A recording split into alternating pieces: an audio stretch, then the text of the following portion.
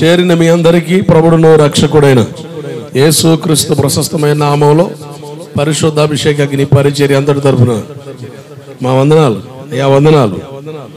మీరు చెప్తారా? Praise the lord. దేవుని సన్నిధి మనతో ఉండును గాక. జాగ్రత్తగా వాక్య భాగంలోకి వెళ్తాం పిల్లరా. యెషయా పుస్తకం 6వ అధ్యాయం 2వ వచనం.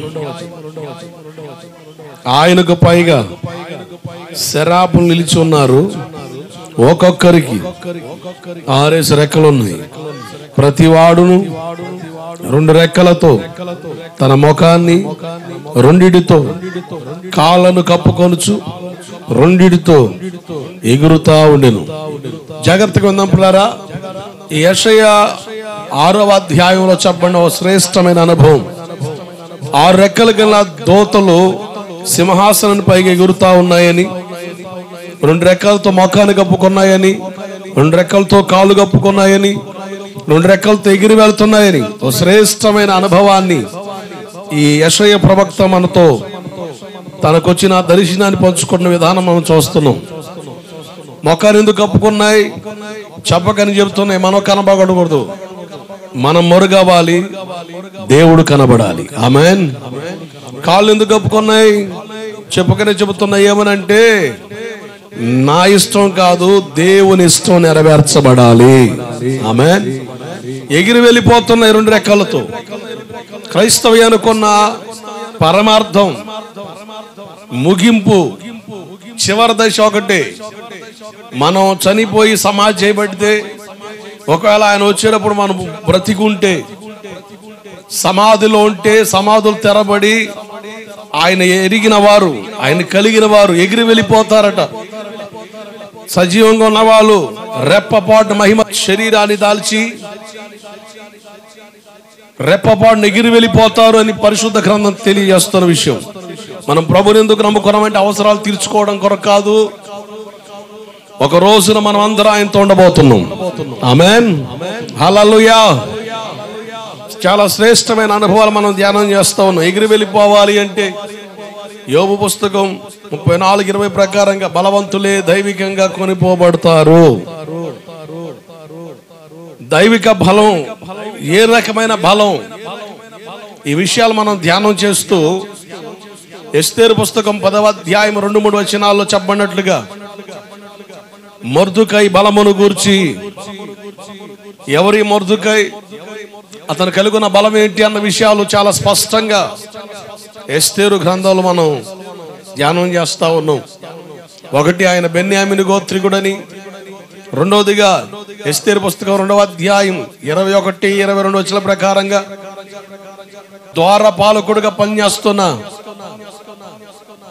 తాను రాజు ప్రాణాన్ని కాపాడాడని, అంటే తన పనిలో నమ్మకత్వాన్ని కనపరిచాడని. సామెతలు 28-20 ప్రకారంగా నమ్మకస్తునికి మెండైన దీవెనలు. ఏ విషయాలు నమ్మకం ఉండాలి? బైబిల్ క్లియర్ చెప్తుంది, అన్ని విషయాల్లో నమ్మకం ఉండాలి.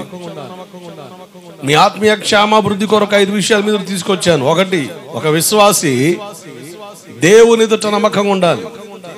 ఒక విశ్వాసి తన రక్షణ కొరకు దేవుడు వాడుకున్న సేవకుని ఎదుట నమ్మకంగా ఉండాలి. ఒక విశ్వాసి ఏ సంఘంలో జతపరచబడ్డారో ఆ సంఘంలో నమ్మకంగా ఉండాలి. అలాగే మనం వెళ్తున్న సంఘంలో ఏదో ఒక పరిచర్య మనకు అప్పగిస్తారు, దేవుడు సేవకుల ద్వారా అప్పగించబడతా వస్తుంటాయి. ఆ పరిచర్యలో నమ్మకస్తులుగా ఉండాలి. మన జీవనాధారం కొరకు దేవుడు ధనాన్ని ఇస్తాడు, డబ్బుల విషయంలో నమ్మకస్తులుగా ఉండాలి. 4వది మనం చూస్తున్నాం, పరిచర్యలో నమ్మకస్తులుగా ఉండాలి అన్న విషయాన్ని మీకు తెలియజేస్తూ పరిశుద్ధ గ్రంథంలో నమ్మకంగా వెంబడించిన ఒక చక్కని బృందాన్ని మనం చూసాం.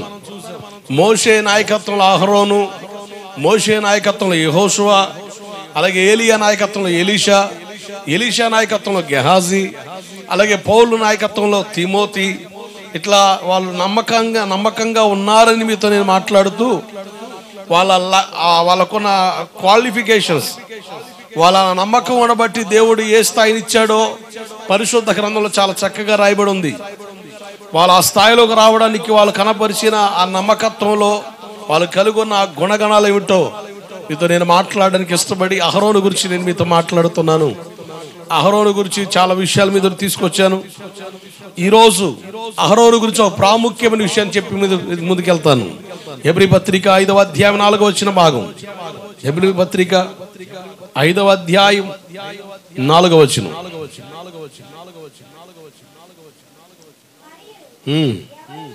ఎవడును ఈ ఘనత తనకు తానే వహించుకొనడు.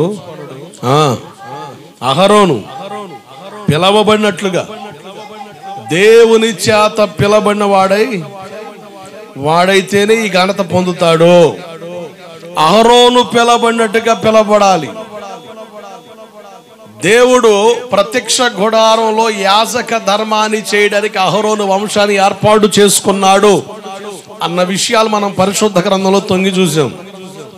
దేవుని సేవ చేయాలంటే పిలవబడాలి, పిలుపుండాలి. పిలుపుండాలా? దేవుడు పిలవాలా? ఓ భక్తుడు అంటాడు, పిలుపు లేని సేవట తలుపు లేని ఇల్లు వంటిదంట. ఇంటికి తలుపు లేకపోతే కుక్కలు దూరుతాయి, ఏం దూరుతాయి. అలాగే సేవలో పిలుపుంటే భద్రత ఉంటుంది అని ఆ దైవజనుడు తెలియజేస్తున్నాడు. జాగ్రత్త నడుపులారా, ఎవరు ఈ ఘనత వహించగలరు? సేవకుడుగా ఆ ఘనత వహించాలి అంటే తానంతడు తానుగా పొందలేడు. నేను ఈ వారంలో బేస్తవారం ముండ్లమూరు మండలంలో సేవకుల సదస్సులో వాక్యం చెప్పడానికి హాజరయ్యాను. అయిపోయిన తర్వాత నేను అద్దంకి మీదకి వస్తుండగా నేను ఆయా ప్రాంతాల్లో దేవుని వాక్యం ప్రకటించగలిగినప్పుడు ఆయా మీటింగ్స్లో సిస్టమ్ పెట్టిన పాస్టర్ గారు ఒక ఆయన అద్దంకి, ఆయన సౌండ్ సిస్టమ్ అయింది కనుక కాస్త అనుసంధానం అయ్యాడు దైవజనుడు. అన్న ఇప్పుడన్నా మీరు అద్దంకి దాటిపోతే నన్ను జ్ఞాపకం చేసుకోండి అని చెప్తే ఆయనది రోడ్డు పక్కనే కృపా హెర్మోన్ మినిస్ట్రీస్ అని మనం నర్సరాపేట రోడ్డు నుంచి వెళ్తూ ఉంటే అద్దంకి ఎంటర్ అవుతుండగానే ఆ రోడ్డు పక్కనే కనపడుతుంది చర్చి.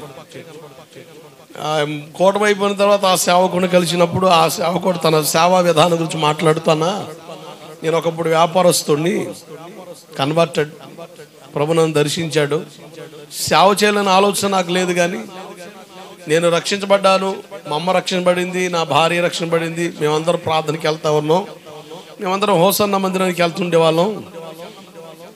దేవుడు నన్ను సేవ చేయమని పిలుస్తూ ఉన్నాడు.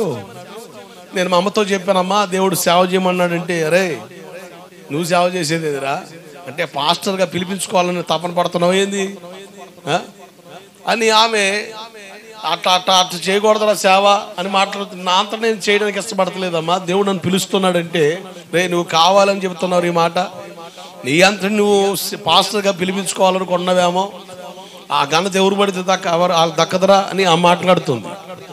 కానీ ఆశ్చర్యంగా దేవుని సేవా పిలుపుకు లోబడ్డ దైవ సేవకుడిని దేవుడు అద్భుతంగా అద్దంకి ప్రాంతంలో స్థిరపరిచి ఒక చక్కని మందిరాన్ని పరిచయం అప్పగించి ఆయా ప్రాంతాల్లో చక్కగా దేవుడు వాడుకుంటున్నాడు. ఎప్పుడైతే ఆ సేవకుని బలపరిచి దేవుడు తన సేవను కొనసాగింపజేస్తున్నాడో తర్వాత కొన్ని సంవత్సరాల తర్వాత ఆ సేవకుడు వాడబడుతున్న విధానం బట్టి మరలా తల్లి అందట, నేను పొరపాటున అనుకున్నాను రా, నీ అంత నువ్వు సేవ చేయాలనుకుంటున్నావేమో, కానీ దేవుడు నిన్ను పిలిచాడు సగం నాకు అర్థం కాలేదు. నిజంగా సేవలో ఎన్ని ఒడిదుడుకులు వస్తున్నా, ఎన్ని పోరాటాలు వస్తున్నా, ఎన్ని ఇబ్బందులు వస్తున్నా, ఎన్ని కష్టాలు వస్తున్నా నువ్వు నిలదొక్కొని దేవుని పనిలో ఉన్నావు చూసావా, నాకు అది ఆశ్చర్యాన్ని కలిగించడమే కాదు, నాకు అర్థమైంది నిన్ను దేవుడు పిలిచాడు అని. దేవుడికి స్తోత్రం కలుగునుగాక. హల్లెలూయా. సేవ అంటే చాలా మంది ఎట్లా ఫీల్ అవుతుంటారంటే, 1000 మంది ముందు మనం ఒక గ్రాండ్గా కనబడతాం, లేకపోతే ఆ సేవకుడు వాడబడుతుంటే అతనికి వచ్చే ఆ విధానం, ఆ ఘనత వేరనుకొని కొంతమంది ఫీలప్ అయ్యే వాళ్ళు ఉంటారు. అట్లా ఆలోచన చేసి సేవకు వచ్చే వాళ్ళు లేకపోలేదు. టచ్ అంటే 100 మంది పడిపోతున్నారు, అబ్బా అదే సేవ అనుకుంటే అటు కుదురుద్ది. సేవలో పడే కష్టాలు ఉంటాయి, పోరాటాలు ఉంటాయి, ఒడిదుడుకులు ఉంటాయి, నిందలు ఉంటాయి, అపనిందలు ఉంటాయి, అవమానాలు ఉంటాయి, గేలి చేయబడతాం, తృణీకరించబడతాం, కొంతమంది అయితే ముఖం మీద కాండ్రి చుమ్మేసి అనుభవాలు గుండా వెళ్తాం. ఎన్ని సహించాలి అంటే సామాన్యంగా మనమైతే సహించలేము, సామాన్యంగా మనమైతే సహించలేము. దేవుడు పిలిస్తే తప్ప. దేవుడికి స్తోత్రం కలుగునుగాక. హల్లెలూయా. మనం ఫోకస్గా చూసే పరిచర్ను చూసి ఆలోచన చేస్తే అదే సేవ అనుకుంటే కష్టం. సేవకుడు నలిగిపోయే విధానం వేరు, సేవకుడు దేవుడు నల్లగొట్టే విధానం వేరు, సేవకుడు దేవుని పరీక్షించే విధానం వేరు, సేవకుని ఎదుటుండే పోరాటాలు వేరు. వీటన్నిటిని జయించడానికి దేవుడు ఒక వ్యక్తిని ధైర్యపరిచి నేనున్నా అని చెప్పకపోతే ఆ వ్యక్తి సేవలో నిలవలేడు. కష్టం, అది కష్టతరమైపోద్ది. కనుక నేను గ్రహించింది దేవుని సేవలో పిలుపు అవసరం. నేను గ్రహించాను. ఆ సేవలో నేను అనుకున్నా పిలిపే అవసరం లేదనుకున్నాను. కానీ దేవుని పిలుపు యొక్క గొప్పతనం నాకు అర్థమైంది. నిజంగా సేవలు ఎదుర్కొనే కష్టాలు అంత ఉండవు. ఒంటరిగా నలిగిపోతూ ఉంటాం, ఒంటరిగా ఇబ్బంది పడతా ఉంటాం. నమ్మిన వాళ్ళే మన వ్యతిరేకంగా మాట్లాడుతూ ఉంటారు. మనం ఎవరినైతే ఆధారం చేసుకుంటామో వాళ్ళే మన వ్యతిరేకంగా మాట్లాడుతూ ఉంటారు. ఇటువంటి అన్ని వినబడుతున్నప్పుడు సహిస్తా, ఓర్చుకుంటా, ధైర్యం తెచ్చుకుంటా దేవుని పనిలో సేవలో కొనసాగాలి అంటే ఆ వ్యక్తికి దేవుని పిలుపు ఉండాలి. దేవుడికి మహిమ కలుగునుగాక. హల్లెలూయా. దేవుని పిలుపు యొక్క గొప్పతనం ఏంటి చెప్పమంటారా? చాలా మంది ఇంటర్వ్యూకి వెళ్తారు, ఇంటర్వ్యూకి వెళ్ళగానే జాబ్ వచ్చేది. వాళ్ళు అంటారు నీకు కాల్ లెటర్ వస్తుంది, కాల్ లెటర్ వస్తుంది. కాల్ లెటర్ వచ్చినప్పుడు వెంటనే లేకపోతే ఫోన్ చేస్తారు, మా కంపెనీ నుంచి మీకు ఫోన్ వస్తుంది. ఫోన్ రాగానే ఇన్ఫర్మేషన్ అడుగుతారు, ఇన్ఫర్మేషన్ చెప్పు, వెంటనే సబ్మిట్ అయిపోంటారు. అంటే ఉద్యోగం చేయడానికి కూడా కాల్ లెటర్ కావాలి, కాలింగ్ అవసరం, పిలవాలి. అబ్బాయి నేను చదువుకున్నా, డిగ్రీ చేశా, నేను మెకానిక్ చేశా, ఇదిపుతా అదిపుతా అంటే రోడ్డు పక్కన షెడ్ వేసుకుని చేసుకొని ఆయన ఈ కంపెనీ నువ్వు పనికి రావంటాడు. సార్ అదేంటి సార్ అట్ట అంటారంటే నీకు కంపెనీ నుంచి కాల్ లెటర్ రావాలి. నువ్వు టాలెంటెడ్ అవ్వచ్చు, నువ్వు పాటగాడవచ్చు, మాటగాడవచ్చు, ఆటగాడవచ్చు, ఏదైనా అవ్వచ్చు. కాల్ లెటర్ వస్తేనే కంపెనీలోనికి ఇంటర్ఫీర్ అవ్వగలుగుతావు. లేదంటే సొంతంగా షెడ్ వేసుకొని నీ తిప్పలు పడడమే. మెకానిక్ షాప్ వేసుకొని మెకానిక్ షెడ్ వేసుకొని పూట గడవడం కొరకు తిప్పలు పడడమే. కంపెనీలోకి చేయాలంటే నీకు కాల్ లెటర్ రావాలి, మాకు నుంచి ఫోన్ రావాలంటారు. అలాగే దేవుని సేవలో పిలుపు చాలా విలువైంది. అందుకనే అపోస్తలుడు పౌలు అంటున్నాడు, అహరోను పిలబడినట్టుగా ఒకడు పిలబడితే ఈ ఘనత పొందగలడు. అంటే చెప్పగానే చెబుతుంది బైబిల్ సేవకు పిలుపు అవసరమని. చాలా జాగ్రత్త ఉన్నట్టు. రెండవదిగా అహరోను అభిషేకించబడ్డాడు, ఎనైటెడ్ పర్సన్, అభిషేకించబడ్డాడు.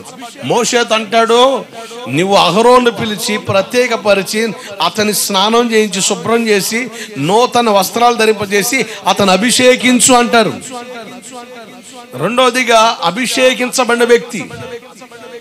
మూడవదిగా ఆత్మల భారం ఉండాలి. ఏ భారం? ఆత్మల భారం. ఆత్మల భారం ఉండాలి. ఆత్మల భారం లేకపోతే మనం స్వలాభాన్ని కోరలేము. సేవలో సేవ వ్యాపారం కాదు, సేవ వ్యాపారం కాదు. పెట్టుబడేస్తే రాబడి వస్తుంది అనుకోవడానికి వ్యాపారం కాదు సేవ. భారం ఉండాలి, ఆత్మల భారం, ఆత్మల భారం. అంతేగాని ఆర్థిక భారాలు కాదు ఉండాల్సింది, సంపాదించే ఆలోచనలు కాదు. ఆత్మలో భారం ఉంటే ఆ వ్యక్తి దేవుని సేవలో ఖచ్చితంగా పని చేయగలడు. నాలుగవ కారణం సమర్పణ ఉండాలి, వైరాగ్య జీవితం, వేరుబాటు జీవితం. సేవకుడు ప్రత్యేకపరచబడతాడు. అహరోన్ని దేవుడు అంటాడు మోషేతో, అహరోన్ని ప్రత్యేకపరచు, సపరేట్, ప్రత్యేక జీవితం, సమర్పణ, వైరాగ్యం సేవకుడిలో ఉండాలి. ఐదవదిగా దర్శనం కలిగి పని చేయాలి. అహరోను దర్శనం కలిగి పని చేశాడు ప్రత్యక్ష గుడారంలో. అలాగే మీరు ఇవన్నీ కూడా చక్కని విషయాలు ఈ అహరోనులో చూడగలుగుతాం. అహరోనులో పిలుపు ఉంది, అభిషేకం ఉంది, భారం ఉంది, వేరుబాటు జీవితం ఉంది, దర్శనం ఉంది. ఇవి ఒక వ్యక్తిని సేవకు సంపూర్ణతలో తీసుకొని రాగలుగుతాయి. ఆమేన్. దీంట్లో ఏది లోపించినా ఆ వ్యక్తి సేవలో రాణించలేని పరిస్థితులు ఎదుర్కొంటాడు. ఒకటి, పిలుపును గురించి వివరాలు చెప్తా, జాగ్రత్త వినండి. అహరోను పిలవబడ్డాడు. పిలుపు ఉండాలని బైబిల్ చెబుతుంది. మీరు చూడండి, ఇర్మియా పుస్తకం 23వ అధ్యాయం 32వ వచన భాగంలో ఒక మాట ఉంది. జాగ్రత్తగానండి.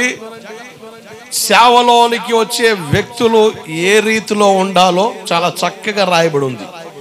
మొదటిగా అహరోను కొన్ని సంవత్సరాలు మోషేను వెంబడించాడు. అంటే ఖచ్చితంగా శిష్యరకం చేయాలి. మోషే నాయకత్వంలో అహరోను 20 సంవత్సరాలు ఉన్నాడు. నా మధ్యకు వచ్చిన దైవజనులు జోసఫ్ రాజు గారి దగ్గర నేను 2 సంవత్సరాలు ఆయన కవరింగ్ లో ఉన్నాను. ఒక దైవజనుడు కింద కొంతకాలం సేవలో నలగాలి. కొన్ని అనుభవాలు వస్తాయి, కొన్ని విషయాలను దేవుడు మనకు బోధిస్తాడు. దేవుడు పిలిచాడని డైరెక్ట్ గా వెళ్ళిపోయే పరిస్థితులు అయితే సేవలో కనబడవు. కానీ వాక్య క్రమం ఏంటంటే, ఒక దైవ సేవకుడితో కలిసి శిష్యరకులు నలగొట్టబడినప్పుడు ఆ వ్యక్తి సేవలో ఫలించే రీతిలో దేవుడు కడతాడు. దేవుడికి స్తోత్రం కలుగునుగాక. మోషేతో అహరోను కూడా ఏమనిపించాడు? నిందలు అనిపించాడు, అవమానాలు అనిపించాడు. అంటే దేవుడు పిలిచి సేవ అప్పగిస్తే, దేవుని పని అప్పగిస్తే ఇలా ఉంటుందని మోషే గారితో నిలిపి అహరోనికి ఎన్నో పాఠాలు దేవుడు నేర్పాడు. ఆ అనుభవాలు అహరోని ఎలా కట్టాయో చెబుతాను మీకు కొన్ని విషయాలు. జాగ్రత్తగా మనసు పెట్టండి. ఈ ఇర్మియా పుస్తకం 23:32 చదవండి ఒకసారి. మాయా స్వప్నములను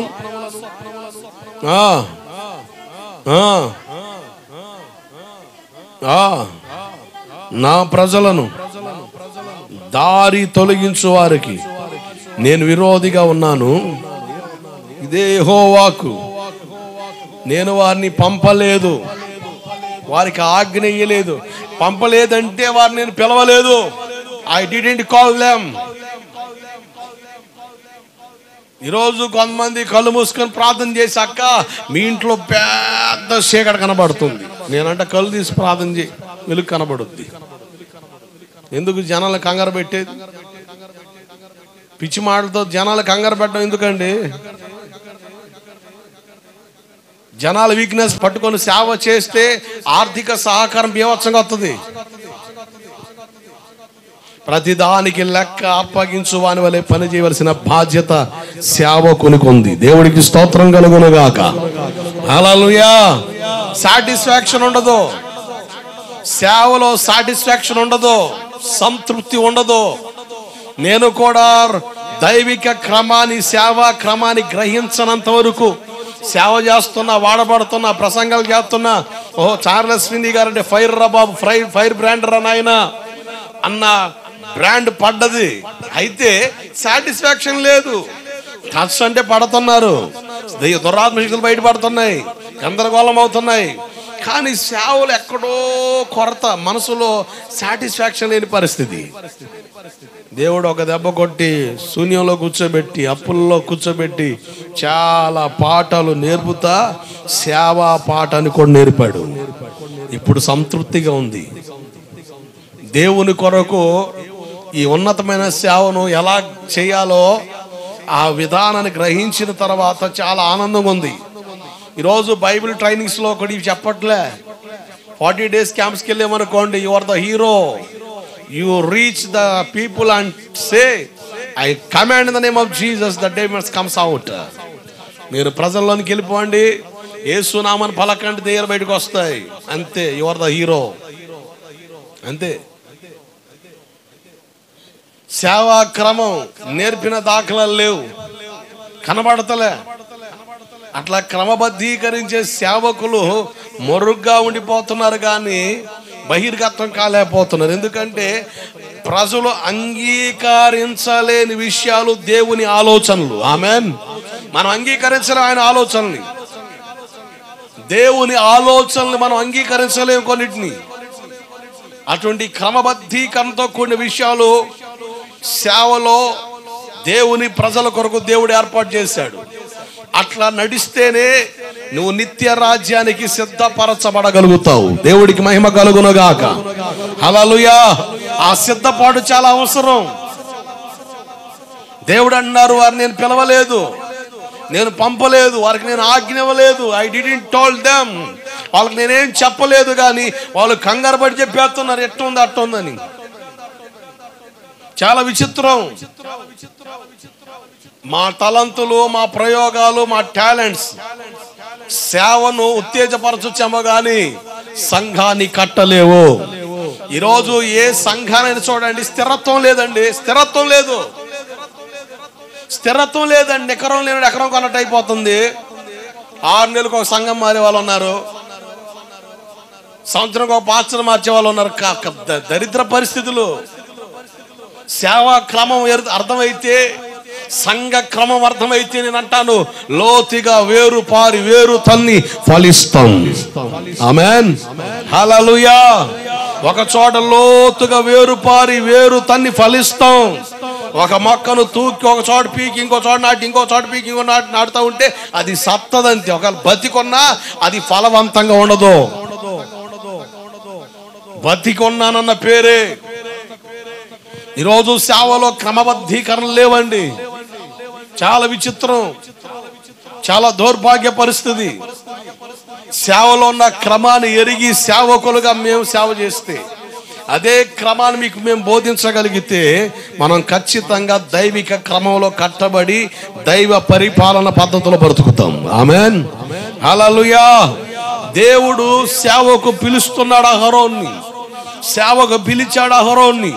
కానీ మీరు సేవలో పిలబడిన అహరోన్ విషయంలో కొన్ని భయంకరమైన వ్యతిరేకతలు వచ్చినాయి. సంఖ్యాకాండం 16వ అధ్యాయం మీరు చూస్తే 3వ వచన భాగం చదవండి ఒకసారి. దేవుని పిలుపు ఉంటే మనం ఎలా కొనసాగించబడతామో, దేవుని పిలుపు ఉన్నప్పుడు కలిగి వ్యతిరేకతలు ఏంటో చూద్దాం. విరోధముగా పోగుపడి మీతో మాకిక పని లేదు, సర్వ సమాజంలో ప్రతి ఓడు పరిశుద్ధుడే, మీరేదో పిచ్చి ముచ్చట్లు చెప్పి జనాలు బెదరు కొడుతున్నారు, అందరం పరిశుద్ధులమే. అహరోనుకున్న ఆ బాధ్యత మాకు లేదా? మేము చేయకూడదా? ఎందుకు చేయకూడదు? ఈరోజు పిచ్చి ఆలోచనలు, కోరాహు, దాతాన్, అభిరాములు మినిస్ట్రీస్ మనకు బయట కనబడతా ఉంటాయి.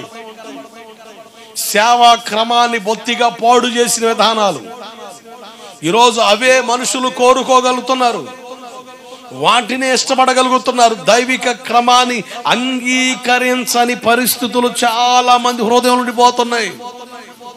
మీలో చాలా మందికి దేవుని పని చేయాలని ఆశ ఉంటుంది, తప్పేం కాదు. దేవుని పని చేయాలి, ప్రతి విశ్వాసి దేవుని పని చేయాలి, దేవుని సేవలో పాలు పొందాలి. ఎలా పాలు పొందగలం అంటే, ప్రతి ఒక్కరికి వాక్యం చెప్పే టైం ఇవ్వడం, ప్రతి ఒక్కరికి ఆరాధన ఇచ్చే టైం ఇవ్వడం. ఇదే దేవుని సేవ. ఇదే దేవుని సేవ కూడా పిచ్చి ఆలోచన. ఒక సేవకుడు ఇక్కడ నిలబడి పని చేయడానికి చాలా చాలా చాలా విధానాలుగా కొనసాగించబడితే కానీ ఒక వ్యక్తి సేవకుడిగా నిలబడి సేవ చేయలేడు. అంటే ఆ సేవకుడిని ప్రోత్సాహకరంగా ఒక సిస్టమ్ పెట్టే విషయంలో కానీ, లేకపోతే ప్రారంభంలో వచ్చి పాటలు పాడే విషయంలో కానీ, ప్రతిది కూడా పరిచర్యే. నువ్వు నమ్మకంగా వచ్చి ఫస్ట్ వచ్చి పాటలు పాడతా, పాటల పరిచయలో పాల్పొందుతున్నావు, అది సేవే. ఒకవేళ వచ్చి సిస్టమ్ కాడ కూర్చొని ఆపరేట్ చేస్తాం, అది సేవే. వాయిద్యాలు వాయిస్తాం, అది సేవే. వస్తున్న వాళ్ళని జాగ్రత్త కూర్చోబెట్టే విషయంలో పాల్పొంది, అది సేవే. కానీ ఈరోజు సేవగా వీటిని ఎంచలేదు. దేవుడు మనల్ని రాజులైన యాజక వంశంగా ఏర్పాటు చేసుకున్నాడు. ఆమేన్. మొదటి పేతురు పత్రిక 2వ అధ్యాయం 9వ వచనం ప్రకారంగా మనమందరం రాజులైన యాజక వంశం. ఏ కులం మంది? ఏ కులం అండి? ఏ కులం? ఈ లోకులు పెట్టే కులాలు కాదు. యాజకులం, రాజకులం, సేవకులం, బోధ కులం. ఏ కులం? యాజకులం, రాజకులం, సేవకులం, బోధ కులం. జాగ్రత్తనండి. దేవుడు మనందరికి ఆకిచ్చాడు చక్కగా సేవలో పాలు పొందే బాధ్యత. సేవ అంటే ఒక వాక్యం చెప్పడం అనుకుంటే కష్టం. నువ్వు వెళ్ళే ప్రాంతంలో సువార్త చేసి కొంతమందికి సువార్త చెప్పి దేవుని మందిరం నడిపించడం కూడా సేవే. ఇది కూడా సేవే.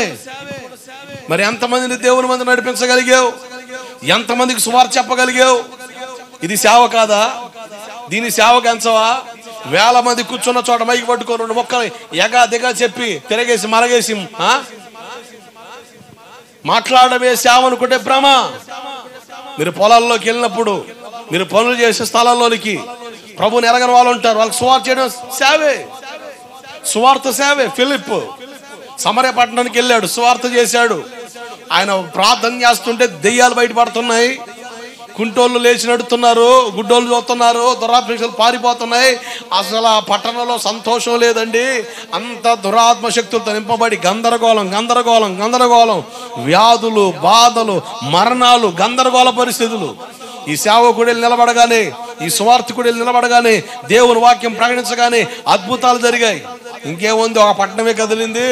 ఇక దేవుడు నన్ను సేవకు పిలిచేసాడు అని చెప్పేసి సంఘం కట్టి సేవ చేయలే, అపోస్తులను పిలిచాడు.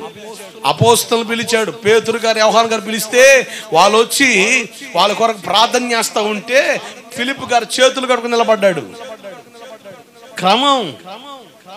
దాన్ని అపోస్తులకు అప్పగించి ఇంకో చోటుకి వెళ్ళిపోయాడు. మీరు వెళ్ళే ప్రాంతాలు ఉంటాయి, అయ్యా పలానా ప్రాంతాల్లో సువార్త లేదు, కాస్త ఎఫర్ట్, సేవకునికి ఎఫర్ట్ అక్కడ సువార్త ప్రకటించబడ్డానికి. సేవకునికి కాస్త ఆదరణ నిలబడి, అయ్యా పలానా చోట సువార్త లేదు, నేను చూశాను, ఆ ప్రాంతంలో సువార్త కొరతగా ఉంది, కనుక మనం సువార్త చేద్దాం అని సేవకుడితో సహకారం నిలబడితే ఆ ప్రాంతం సువార్త వెళ్ళిపోద్ది. ఒకవేళ పలానా ప్రాంతంలో సంఘాలు డీలా పడుతూ ఉంటాయి, వాళ్ళ సేవకులు కొంచెం బలహీనంగా ఉంటారు, అటు సంఘాలు ఇబ్బంది పడతాయి, అయ్యా పలానా సంఘం బలహీనంగా ఉంది, ఆ సంఘాలు బలపడుతుంది, తప్పేముంది? అట్లా సువార్త వ్యాప్తి చేయడంలో నువ్వు ఒక పాత్ర నిలబడితే అది సేవే. ఒకవేళ దేవుడు సేవ నిమిత్తం పిలిచాడా, దేవుని పిలుపొందుకుంటే అన్ని వదులుకొని సేవ కొరకు వచ్చేయాలి. దేవుడికి స్తోత్రం కలుగునుగాక. నేను ఉద్యోగం చేస్తా, సేవ చేస్తా, లేకపోతే నేను ఇది చేస్తా, సేవ చేస్తా, ఇలా కూడా సేవ చేయొచ్చు. అరే బాబు, క్రమాన్ని పాడు చేసే బుద్ధిహీనమైన ఆలోచన రా నాయన. సేవ చేయి. ఎట్లా సేవ చేయాలి? నువ్వు ఒక సేవకుని అనుసంధానమై స్వార్థ చేయి, దేవుని మాటలు ప్రకటించు, దేవుని ఆలోచన చెప్పు. అక్కడ ఏదైనా కూటం పెట్టే అవకాశం ఉందా, సేవకుంటే ఎఫర్ట్ నిలబడు. అక్కడ సేవ జరగడానికి అవకాశంగా నిలబడు, తప్పేం కాదు. ఈరోజు ఇట్లా కాకుండా వేరు కోణంలో పోయే పరిస్థితులు. యేసన్న గారు ఒక చోట వాక్యం చెప్పాడు, సేవకు పిలబడిన వ్యక్తి అన్ని వదులుకొని వచ్చేసేయాలి అని వాక్యం చెప్పి హడావిడిగా ఇంట్లో పోయి ఒక ముద్ద అన్నం పెట్టి తిని ఇక బయటికి రాగానే ఒక ఆయన కుర్రోడు అడ్డం పోయాడు. ఏందండి, ఏంది మీరు చేస్తున్న బోధ అంటే, ఉద్యోగాలు చేత సేవ చేయడం తప్పంటారా, వ్యాపారాలు చేత సేవ చేయడం తప్పంటారా అంటే, సేవ బిల్లు తన్ని వదులుకొని చేయాలా, ఇదేం లెక్కండి అని అడ్డగోలిగా లిగిసి మాట్లాడుతుంటే యేసన్న గారు నవ్వుతున్నాడు. అన్నా, దేవుడు నన్ను సేవకు పిలిచాడు, సేవకు అప్పగించుకొని బయటకు వచ్చేసాను. ఇదిగో అన్నం తిన్నా, చెయ్యి ఆరలే. ఇప్పుడు నేను వాహనం ఎక్కితే ఇంకో చోటకి వెళ్ళి వాక్యం చెప్పాలి. అదే నేను వ్యాపారం చేసేవాడిని అనుకో, ఈ పూటకి ఇక్కడ ముగించుకొని సాయంత్రం కుదరదులే, నాకు వేరే పని ఉంది అని సేవను బ్రేక్ చేసి మన సొంత పనులు చేస్తాం. అసలు మనం దేవునికి అప్పగించుకొని సేవకు వస్తే అసలు ఆ విరామం లేకుండా వాడుకోవడానికి ఆయన ఇష్టపడుతుంటే మధ్యలో బ్రేకులు తీసుకుంటున్నావు ఏంది అనగా ఆయన ఏం మాట్లాడలే. అవును కదా, నిజమే కదా, ఎంతో సేవ ఉంది కదా, మధ్యలో మళ్ళా మన సొంత. అందుకని అంటాడు, జట్టి అయిన వాడు జీవన వ్యాపారంలో చిక్కు కొనరాదు. దేనిలో చిక్కుకోకూడదు? జట్టి అయిన వాడు జీవన వ్యాపారంలో చిక్కుకోకూడదు. సైనికుడిగా పనిచేయాలి, సైనికుడిగా పనిచేయాలి. మీరు సైనికులను చూడండి, గడిచిన ఈ 2 డేస్లో అనుకుంటా మొత్తానికి సైనికులు చనిపోతే, ఒక అతను హార్ట్ అటాక్ వచ్చి చచ్చిపోతే బాపట్ల ఘనంగా అతని కార్యక్రమాలు కొనసాగించారు సైనికులు. జస్ట్ ఇంకొక సైనికుడు వస్తుంది, ఇంకొక చెబుతా అంటారు, పెళ్ళై 4 నెలలు అవుతుంది, ఒక యుద్ధంలో ఇతరులను కాపాడుతూ అతను ప్రాణం పోగొట్టుకున్నాడు. పెళ్ళై 4 నెలలు అయింది, సంవత్సరానికి ఒకసారి వస్తారు వాళ్ళు, ఇంకంతే. తర్వాత ఎల్లకాలం ఆర్మీలోనే ఉంటారు. సైనికుడే అంత తీర్మానం చేసుకొని దేశం కొరకు పనిచేస్తే నా యేసు రాజ్యం కొరకు ఇంకెంత తీర్మానం మాకు ఉండాలి. దేవుడికి స్తోత్రం కలుగునుగాక. పిలిచినోడు పోషిస్తాడు, క్యూన్ ఎలిజబెత్ రాణి ఒక అతను పిలిచింది, ఒక ఉద్యోగస్తుడిని. బ్రదర్ మీరు పలానా ఆ ఏరియాకి వెళ్ళి రావాలి, ఒక నెల పట్టుద్దని. ఇక ఆయన ఏం మాట్లాడి సర్దుకొని వెళ్ళిపోయాడు. వేరే అతను అడుగుతున్నాడు, అరే బాబు ఆమె ఏదో చెప్పిందని నువ్వు వెళ్ళిపోతున్నావు, మరి మీ భార్య పిల్లలేదంటే, అన్నా ఎలిజబెత్ రాణి పిలిచింది, ఆమె దేశానికి రాణి, ఆమె నన్ను ఒక పని నిమిత్తం 4 రోజులు ఆడ ఉండమని చెప్పిందంటే 4 రోజులు నా ఇంటికి కావలసిన అవసరాలు నాకంటే మరి ఎక్కువగా అందిస్తుంది ఆమె. దేవుడికి స్తోత్రం కలుగునుగాక. ఒక రాణి పిలిస్తే అంత నమ్మకం అయితే రాజులకు రాజు పిలిచాడుగా. సమస్తాన్ని వదులుకొని వచ్చేసేయాలి. బైబిల్ చెప్తున్న నియమం అది. దేవుడు పిలిచాడా, దేవుని పిలుపుకి అప్పగించుకుంటే, ఒకవేళ కోరాహు, దాతాను, అభిరాములు వంటి వాళ్ళు మనల్ని అభ్యంతరపరిచే వాళ్ళు, మనల్ని ఆటంకపరిచే వాళ్ళు సేవలోకి వస్తే దేవుడే రుజువు చేస్తాడు, ఇతడు నా ప్రతిష్ఠితుడు అని. దేవుడికి మహిమ కలుగునుగాక. మనమేం తిప్పలపడవసరంలే, నోరు జారవసరంలే, 4 మాటలు వడ్డించవసరంలే, అట్టుకట్టున్నారని మాట్లాడవసరంలే. దేవుడే కలగజేసుకుంటాడు, దేవుడే కలగజేసుకుంటాడు. అతను పిలిచిన దేవుడు ఎవరో, ఆయన పిలుపు ఉందో లేదో దేవుడే నిర్ధారించగలడు. పిలిచిన దేవుడు నమ్మదగిన వాడు. హల్లెలూయా, హల్లెలూయా. అందుకని నరమాంస భక్షుల మధ్యలోనికి సేవ కొరకు పిలబడిన వాళ్ళని దేవుడే భద్రపరిచి సేవ జరిగించాడు. కొన్ని దుర్మార్గ ప్రాంతాల్లో సేవకు పిలిచి పలానా ప్రాంతానికి వెళ్ళి సేవ చేయమంటే ఆ ప్రాంతాల్లో నిలబడిన సేవకులను దేవుడే కాపాడుతున్నాడు. నార్త్ ఇండియాలో సువార్త ప్రకటించబడుతుంది. కారణం, దేవుడు కొంతమంది పిలిచి సిద్ధపరిచి ఆ ప్రాంతాలు పంపాడు, వాళ్ళు దేవుడే కాపాడుతున్నాడు. సంఖ్యాకాండం 16వ అధ్యాయం చాలాసార్లు మనకి తటస్థపడుతూ ఉంటుంది. మనకు కంగారు పడే పని లేదు, దేవుడే రుజువు చేస్తాడు. అంతేకాదు, మీరు అదే సంఖ్యాకాండం 17వ అధ్యాయం చూస్తే వాళ్ళకి ఇంకా నమ్మశక్యం కాలేదు. అసలు చూడండి, దేవుడు నెరవేర్చి కొంతమందిని హతమార్చినా కూడా అసలు ప్రజల హృదయాలు కఠినమైపోతున్నాయి. ఇప్పుడు మోషే గారు అంటారు 17వ అధ్యాయంలో 12 గోత్రాలు ఉన్నాయి కదా, గోత్రంకి వచ్చి ఒక కర్రదే అండి. ఈ 12 కర్రలు తీసుకెళ్ళి ఆ కర్రలకి మీ గోత్రం పేరు రాయండి. అహరోన్ లేవి గోత్రం అని రాయండి అహరోన్ కర్ర మీద. అట్లా 12 గోత్రాల పేరు రాసి ఆ 12 కర్రలు తేండి, తీసుకెళ్ళి సాక్ష్య గుడారాలు పెడదాం. ఎండిన కర్రలు కదా, అవి చిగురించి పుష్పించి కాయలు కాస్తే దేవుడు అతను పిలిచినట్టు అని ఒక నమూనా పెట్టుకొని, నిర్ధారణ పెట్టుకొని 12 కర్రలు తీసుకెళ్ళి ఆ సాక్ష్య గుడారాలు పెడితే పొద్దున పూట చూస్తే 11 కర్రలు అట్లాగే ఉన్నాయి. కానీ అహరోను కర్ర పుష్పించింది, చిగురించింది, పుష్పించింది, కాయలు కూడా కాసింది. దేవుడికి స్తోత్రం కలుగునుగాక. హల్లెలూయా. నిన్ను పిలిచిన దేవుడు ఆయనే ఆనవాళ్ళు ఇస్తాడు జనాలకి ఆయన ఆనవాళ్ళు ఇస్తాడు. నువ్వు పిలుపుకు తగినట్టుగా నడవగలిగితే దేవుడు ఖచ్చితమైన కార్యాలు జరిగిస్తాడు. జాగ్రత్త ఉన్నట్లారా, అహరోను యాజక ధర్మం కోసం పిలబడ్డాడు. మనందరిని దేవుడు పిలిచాడు, మీ అందరిని దేవుడు పిలిచాడు. పిలవని వాళ్ళు ఎవ్వరు లేరు. నన్ను పిలవలేదు సార్ దేవుడు, నా అంతటి నేను వచ్చాను అన్నవాడు ఆయన దగ్గర రాలేడు. తండ్రి ఒకరిని ఆకర్షిస్తేనే గాని వాడు అతని వద్దకు రాలేడు అని బైబిల్ చెబుతుంది. నా అంతటి నేనే వచ్చానంటే నీ అంతటి నువ్వే పోయే పరిస్థితులు వస్తాయి. అటువంటి పరిస్థితులు కానరావు.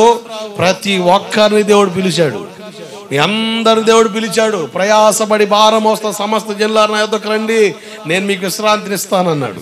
పిలిచాడు దేవుడు, పిలుపునందుకొని వచ్చాం. పిలుచుకున్న దేవుడు నమ్మదగిన వాడు. ఇప్పుడు పిలిచాడు కదా, పిలుపుకు తగినట్టుగా ప్రవర్తించాలి. విశ్వాసికి తగినట్టుగా ప్రవర్తన మనకు ఉండాలి. దేవుడికి స్తోత్రం కలుగునగాక.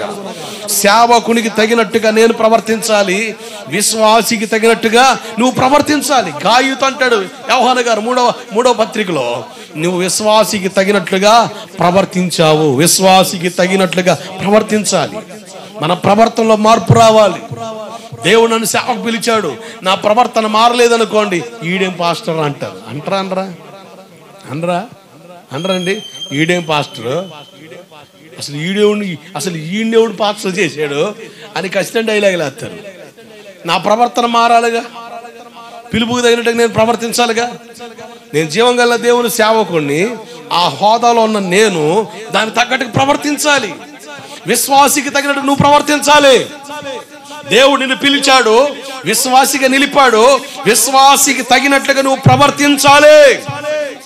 పిలుపు నిరర్థకం కాకూడదు. ఏ పిలుపులో పిలబడ్డావో ఆ పిలుపు నిశ్చయించుకొని దాంట్లో స్థిరులై ఉండమని బైబిల్ సెలవిస్తోంది. అహరోను యాజక ధర్మాన్ని పిలిచాడు, మనందరినీ కూడా దేవుడు పిలిచాడు. పిలుపు ఉంది అందరికీ. సేవ చేసే బాధ్యత దేవుడు నీకు ఇచ్చాడు. మందిరం ఓడడం సేవే, మందిరంలోకి వచ్చి రోజు ప్రార్థన చేయడం సేవే, చక్కగా పాటల టైంకి వచ్చి క్రమంగా పాటలు పాడడం సేవే, పరిచర్లో నీ వంతుగా సహకారం చేయడం సేవే. వీటన్నిటి కూడా సేవగా ఎంచి దేవుడు నిలిపాడు గనక మనందరికీ సేవ చేసే అవకాశాన్ని దేవుడు అనుగ్రహించాడు. ఆమేన్. అసలు దేవుని ఎరగని వాళ్ళని సువార్త చేయి, వాళ్ళకి సువార్త మాటలు చెప్పు, మందిరం నడిపించు, అది సేవే. దేవుడిని గణపరచక మాండు. నీ పిలుపుకు తగినట్టు నువ్వు ప్రవర్తించు. నా పిలుపుకు తగినట్టు నేను ప్రవర్తించగలిగితే ఖచ్చితంగా దేవుడు ఆశీర్వాదకరంగా మారుస్తాడు. ఆమేన్. హల్లెలూయా. దేవుడు అహరోను పిలిచాడు. రెండవ కారణం చూడండి, నిర్గమాకాండం 28వ అధ్యాయం 41వ వచనం. నిర్గమాకాండం 28:41.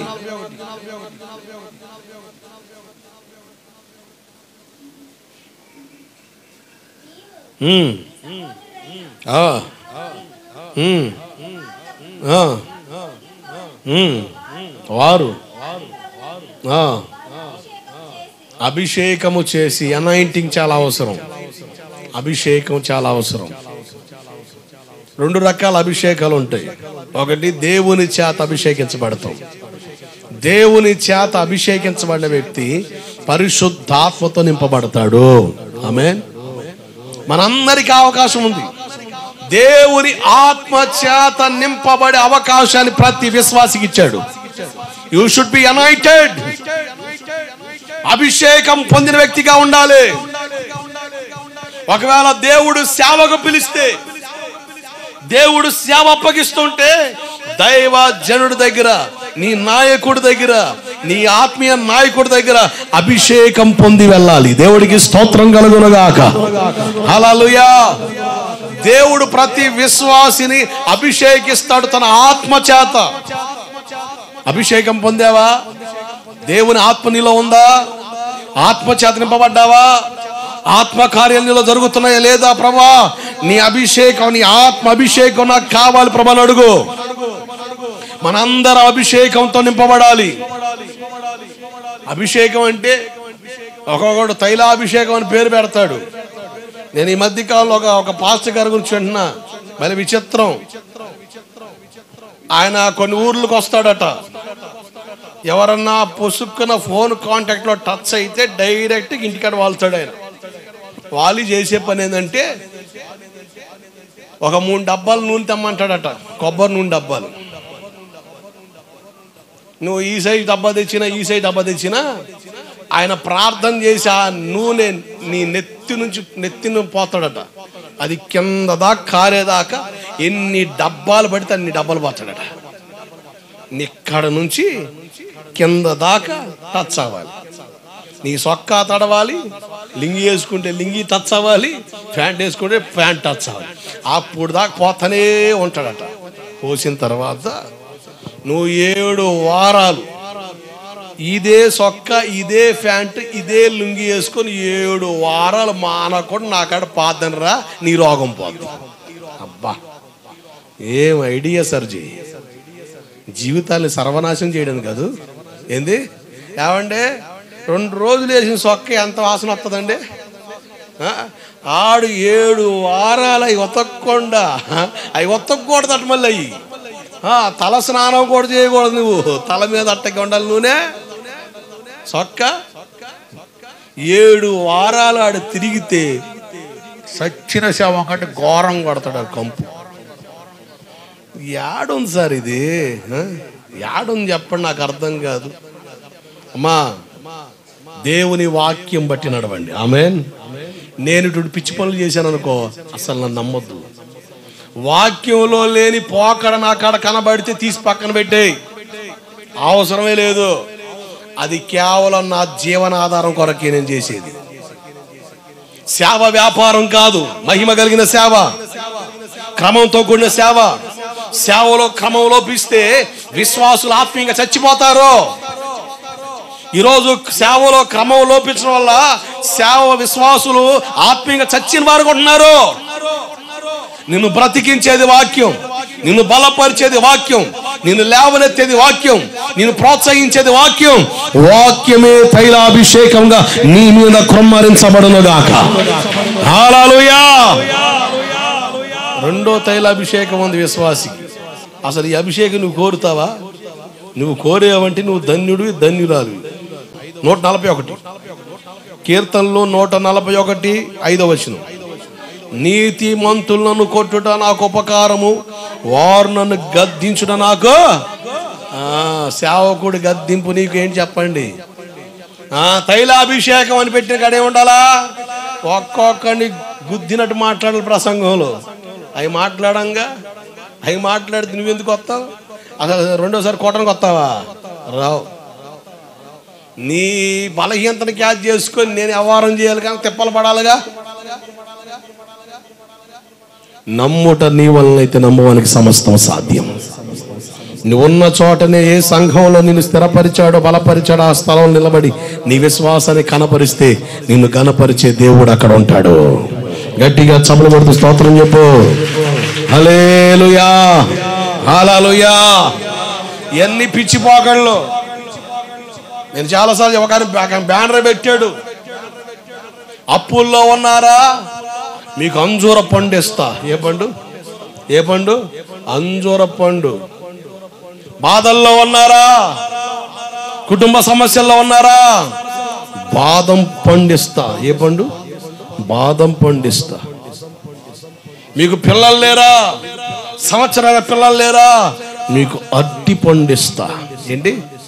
ఎట్లా ఎన్ని పళ్ళు పరిచయం చేశాడో. నేను అనుకుంటా అంతకుముందు కాయగూరల మార్కెట్లో పనిచేసాడే మనోడు. అసలు ఎవడు తెలియని పండ్లు బలి చెబుతున్నాడు. అప్పుల్లో ఉంటే అంజూర పండు అంటాడు, నా బాధల్లో ఉంటే బాదం పండు అంటున్నాడు.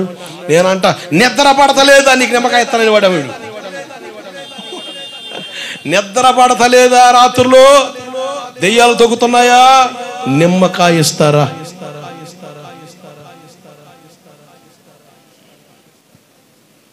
వినుకొండేరులో పాస్టర్ గారు ఉన్నాడు. వాళ్ళ ఆత్మీయ కుమారుడు చెప్పాడు అద్దంకి. ఆయన ఆత్మీయత అంటే కొన్ని చిన్న మైనస్ ఉందండి. ఎవరు పోయిన కేజీ ఉప్పు తెమ్మంటాడట. ఏంటి?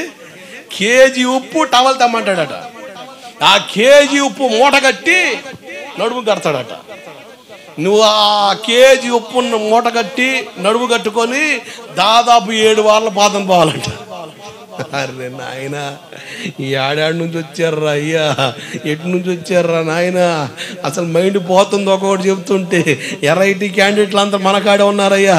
దేవుడికి స్తోత్రం కలుగునగాక. వీళ్ళందరూ పుట్టడానికి కారణం ఏంటి తెలుసా?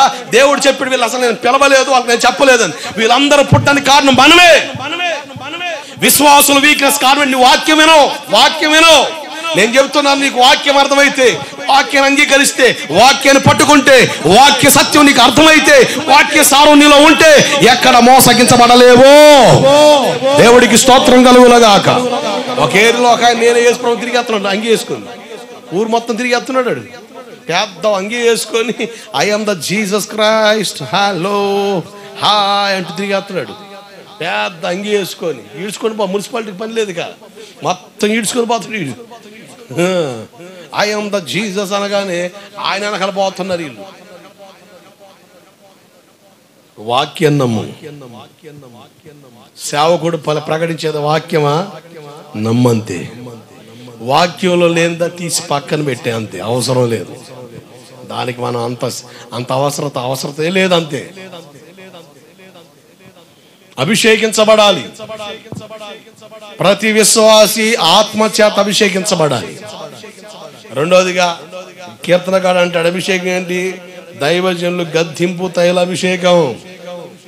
మేము గద్దించామంటే ఏంటి? ఏ కోటం అది? తైలాభిషేకం ఆరాధన జరిగింది మాకను. దేవుడికి స్తోత్రం కలుగునుగాక. మామూలు ఆరాధనగా తైలాభిషేక ఆరాధన. కింద నుంచి పైదా పోసాడు అంగీత తడిచేదాకా. ఆరాధన, అభిషేకం, తైలాభిషేకం. సేవకుని గద్దింపునికి తైలాభిషేకం. మరి తైలాభిషేకం ఎవరికి కావాలా? అబ్బాయి అది కాదు. నేను ఫోటో పెట్టుకొని తైలాభిషేక ఆరాధన నరసరావుపేట పల్నాడు బస్ స్టాండ్ అని, ఓ కొత్త బాబు వెలిసినట్టు కొన్నాడే. అయ్యి బాబో, ఈ మొత్తానికి అభిషేకం అంట వచ్చేయండి రా నాయన. ఎక్కడ లేని పిచ్చి గొర్రెలన్నీ ఒకసారి చేరినట్టు చేరుకుంటుంటాం. జాగ్రత్త, మోసపోవద్దు, మోసపోవద్దు దయచేసి. దేవుడు వెక్కిరించబడ్డు. పలువురు ఈ చివరి దినాలు ఇటువంటి ఇంకా రాబోయే ఇంకా చూస్తాం. వాక్యం లేని స్థలాల్లో మనం ఫలించలేము. వాక్యమే సంఘాన్ని కట్టేది, వాక్యమే విశ్వాసిని యేసుకి సొంతం చేసేది. ఆమేన్, హల్లెలూయా. దేవుడు కార్యాలు చేస్తాడు. ఆయన వాక్కును పంపి రోగులు బాగు చేసి, నువ్వు విశ్వాసంతో వాక్యం విను, నువ్వే సాక్ష్యం చెబుతావు. సేవకుడు వాక్యం చెబుతుండగా నాలో ఉన్న బలహీనత తొలగిపోయిందని సాక్ష్యం చెప్పక మానలేవు. కారణం తెలుసా? వాక్యానుకున్న బలం అది. ఆమేన్. వాక్యానుకున్న శక్తి అదే. వాక్యము ద్వారా ఆయన నిన్ను స్వస్థపరచగలడు. వాక్యానికి ఆ బలం ఉంది కనుకనే ఆయన వాక్కును పంపి రోగులు బాగు చేసెను అన్న మాట రాయబడి ఉంది. జాగ్రత్త, సేవకు పిలబడే వ్యక్తి అభిషేకించబడాలి, అనాయింటింగ్ తీసుకోవాలి. నాకు ఎవరు అభిషేకం అవసరం లేదు, అసలు నన్ను దేవుడు అభిషేకించాడంటే అసలు అది వాక్య క్రమమే కాదు. అహరోను కూడా దేవుడు అభిషేకించాడు, కానీ అయినప్పటికీ కూడా మోషే అంటాడు, you should be anointed that person. అతను నువ్వు అభిషేకించాలి. అభిషేకం. 4వ కారణం చూడండి, సంఖ్యాకాండం 16వ అధ్యాయం 41 నుంచి 48 వచనాల్లో ఉన్న సంగతి ఏంటంటే, దేవుని ఉగ్రత ప్రజల మీద దిగి వస్తూ ఉంటే, మీరు 48 వచ్చిన బాగా చదవండి. సంఖ్యాకాండం 16:48.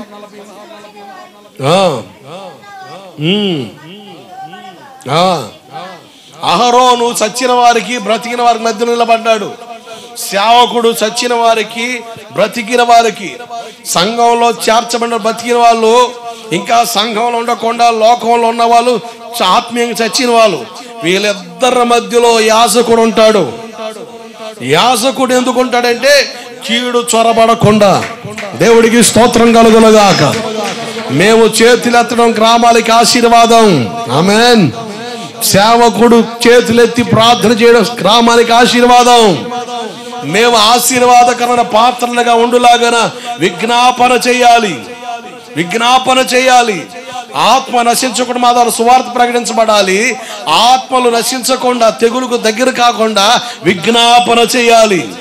దేవుని వాక్యాన్ని ప్రకటించాలి, అలాగే మీ కొరకు ప్రార్థన చేయాలి. వాక్యం ప్రకటించాలి, మీ కొరకు ప్రార్థన చేయాలి. వాక్యం ప్రకటించి ఉంటే సరిపోదు, మీ కొరకు దేవుని సన్నిధిలో పెనుగులాడాలి, మీ కొరకు దేవుని సన్నిధిలో విజ్ఞాపన చేయాలి, పోరాడాలి, కన్నీరు కార్చాలి. ఇది సేవకుని బాధ్యత. ఇది సేవకుని బాధ్యతే కాదు, ప్రతి విశ్వాసి కూడా దేవుడిచ్చాడు. నువ్వు కూడా విజ్ఞాపన చేయాలి. బండ సందుల మధ్యలో నిలవగల వాళ్ళు ఎవరున్నారని యెహెజ్కేలు గ్రంథంలో చాలా స్పష్టంగా మనం చూస్తాం. మనం విశ్వాసులైనప్పటికీ విజ్ఞాపనకర్తలుగా మారాలి. సువార్త చెప్పాలి, దేవుని మాటలు చెప్పాలి, దేవుని ఆలోచన ప్రజలకు చెప్పాలి. నువ్వు రక్షించబడ్డావు, నీ రక్షణ నీతో ఆగిపోకూడదు, నువ్వు ఇతరులకి సువార్త చేయాలి. స్తోత్రం చెప్పండి. కొంతమంది కోమలోకి పోతున్నారు, చూద్దాం. అమ్మా ఏం చెప్పాలి, ఏం చెప్పాలమ్మా చెప్పండి, ఇప్పుడు చెప్పండి అమ్మా. ఏంది అట్ట చూస్తున్నారు, ఏంది? సువార్త చేయాలా? దేవుని వాక్యం ప్రకటించాలి. నువ్వు చెప్పే మాట నీ సాక్ష్యం అవ్వచ్చు. ఏదైనా దేవుని ఆలోచన నీ ద్వారా ప్రకటించబడాలి. నువ్వు అలా కాకుండా ఉంటే మాత్రం ఎక్కడేసిన గొంగ అక్కడ ఉన్నట్టే. నీ ద్వారా సువార్త ప్రకటించబడాలి. దేవుని మాటలు చెప్పు.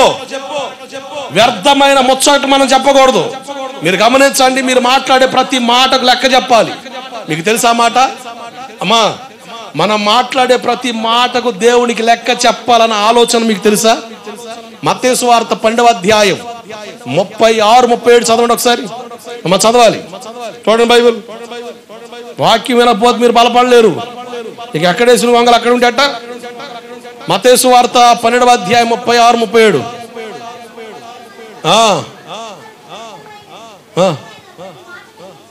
మనుషులు పలికే వ్యర్థమైన ప్రతి మాటను గురించి లెక్క అప్పగించాలి. దేవుడు చెబుతున్నాడు, మనం పలికే ప్రతి మాట దేవుడు లెక్క అడుగుతాడు. కనుక ఈ మాట మన హృదయంలో ఉంటే వ్యర్థంగా పలకం, ముసలమ్మ ముచ్చళ్ళకి తావేలేం. జాగ్రత్త, ప్రతి మాటకు దేవుడు లెక్క అడుగుతాడు. నువ్వు చెవులో చెప్పినా, 4 గోడల మధ్యలో చెప్పినా, నలుగురు మధ్యలో చెప్పినా, చీకట్లో చెప్పినా, మిద్ది మీద చెప్పినా, దేవుని వాక్యం చెబుతూ నువ్వు లెక్క చెప్పాలి. లెక్క అడుగుతాడు. ప్రతి మాట దేవుని ఎదుట మనం లెక్క అప్పగించాలి. మలాకి 3వ అధ్యాయం 16 ప్రకారం భయభక్తులు కలిగిన వారట మాట్లాడుతుండగా యెహోవా చెవియొగ్గును.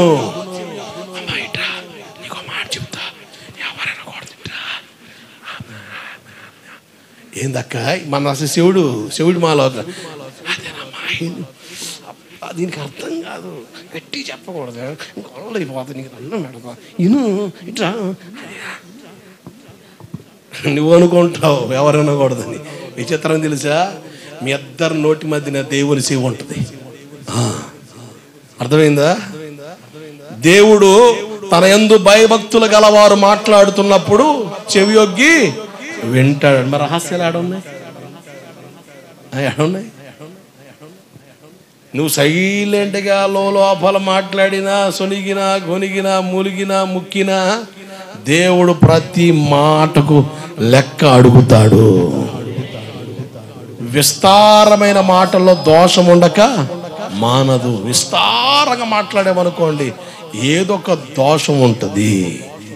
ఇది బైబిల్ చెబుతున్న వాస్తవం. ఈ విషయాలు మన మనసులో ఉన్నాయనుకోండి, త్వరపడి మాట్లాడడానికి కూడా ఆలోచన చేస్తాం. దేవుడికి స్తోత్రం కలుగునుగాక. హల్లెలూయా. మనం దేవుని గురించిన మాట చెప్పాలి. ఎవరికన్నా మనం మాట్లాడుతున్నప్పుడు పిచ్చి ముచ్చట్లు కాదు. మా నాన్న చిన్నప్పుడు పొలం తీసుకెళ్ళేవాడు. ఇంటికాడ ఉంటే కుదురుకుంటలేదని పొలం తీసుకెళ్ళి ఏం పని లేదు, ఆ గట్టు కాడ కూర్చోవడమే.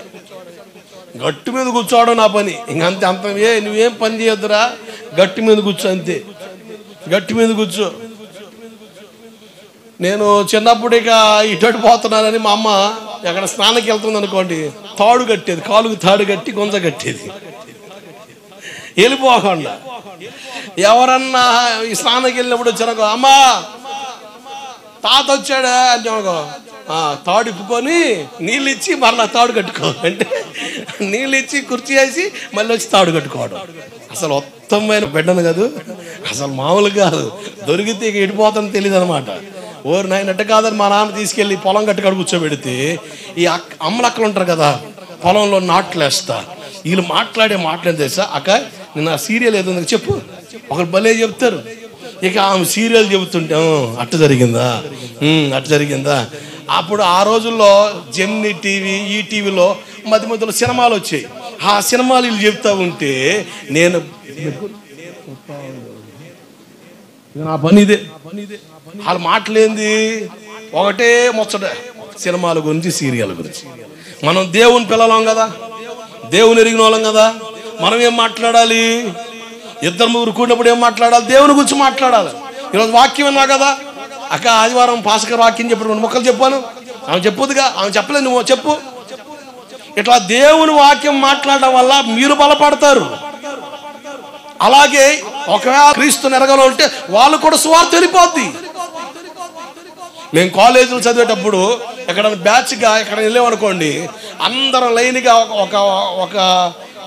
ఒకే చోట కూర్చొని కళ్ళు మూసుకొని పాటలు పాడుతూ ఉండేవాళ్ళం. కళ్ళు మూసుకొని యేసయ్య పాటలు పాడుతూ ఉండేవాళ్ళం. ఇక మాట్లాడేవాళ్ళు కాదు మిగతా వాళ్ళు. మేము అందరం కలిసి పాట పాడుతూ ఉంటే మిగతా వాళ్ళు టికెట్ అయిపోయిన తర్వాత పాట పాడుతూ ఉంటే కాముగినేవాళ్ళు. ఏదో కోణంలో సువార్త, ఏదో కోణంలో దేవుని వాక్యం ప్రకటించాల్సిన బాధ్యత మనకుంది. కనుక సేవకుడు ఏ బాధ్యతలో ఉన్నాడో అదే వంతులో నువ్వు కూడా కొనసాగించబడే ఆధిక్యత దేవుడు ప్రతి విశ్వాసికి ఇచ్చాడు. ఎందుకంటే దేవుడు నిన్ను కూడా పిలిచాడు గనక. దేవుడికి స్తోత్రం కలుగునుగాక. హల్లెలూయా. ఇంకో కారణం చూడండి, కీర్తనలు 106వ అధ్యాయం 16వ వచనం. అమ్మ చదవాలి. కీర్తన 106:16. కీర్తనల పుస్తకం 106వ అధ్యాయం 16వ వచనం. కీర్తనలు 106:16. మోషేను యెహోవాకు ప్రతిష్ఠుడైన, యెహోవాకు ప్రతిష్ఠితుడు. జాగ్రత్తనండి, వేరుబాటు జీవితం కలిగిన వాడు. మనమందరం కూడా ప్రతిష్ఠత కలిగి బ్రతకాలి. వేరుబాటు జీవితం మనందరికి ఉండాలి. అపోస్తుల కార్యములు 2వ అధ్యాయం 40 వచన ప్రకారంగా మనం మూర్ఖులైన ఈ తరం వారికి వేరై, మూర్ఖులైన ఈ తరం వారికి వేరవ్వాలి. సేవకుడే కాదు, ప్రతి విశ్వాసి పిలవబడ్డాడు గనక నీ పిలుపుకు తగినట్టుగా నడవాలి. విశ్వాసికి తగినట్టుగా నడవాలి. మనం వేరు చేయబడాలి. నలుగురితో నారాయణ, కులంతో గోవింద కాదు. వేరుబాటు జీవితం చాలా అవసరం. రోమాపత్రిక 12:1 చదవండి ఒకసారి. రోమాపత్రిక 12వ అధ్యాయం 1వ వచనం.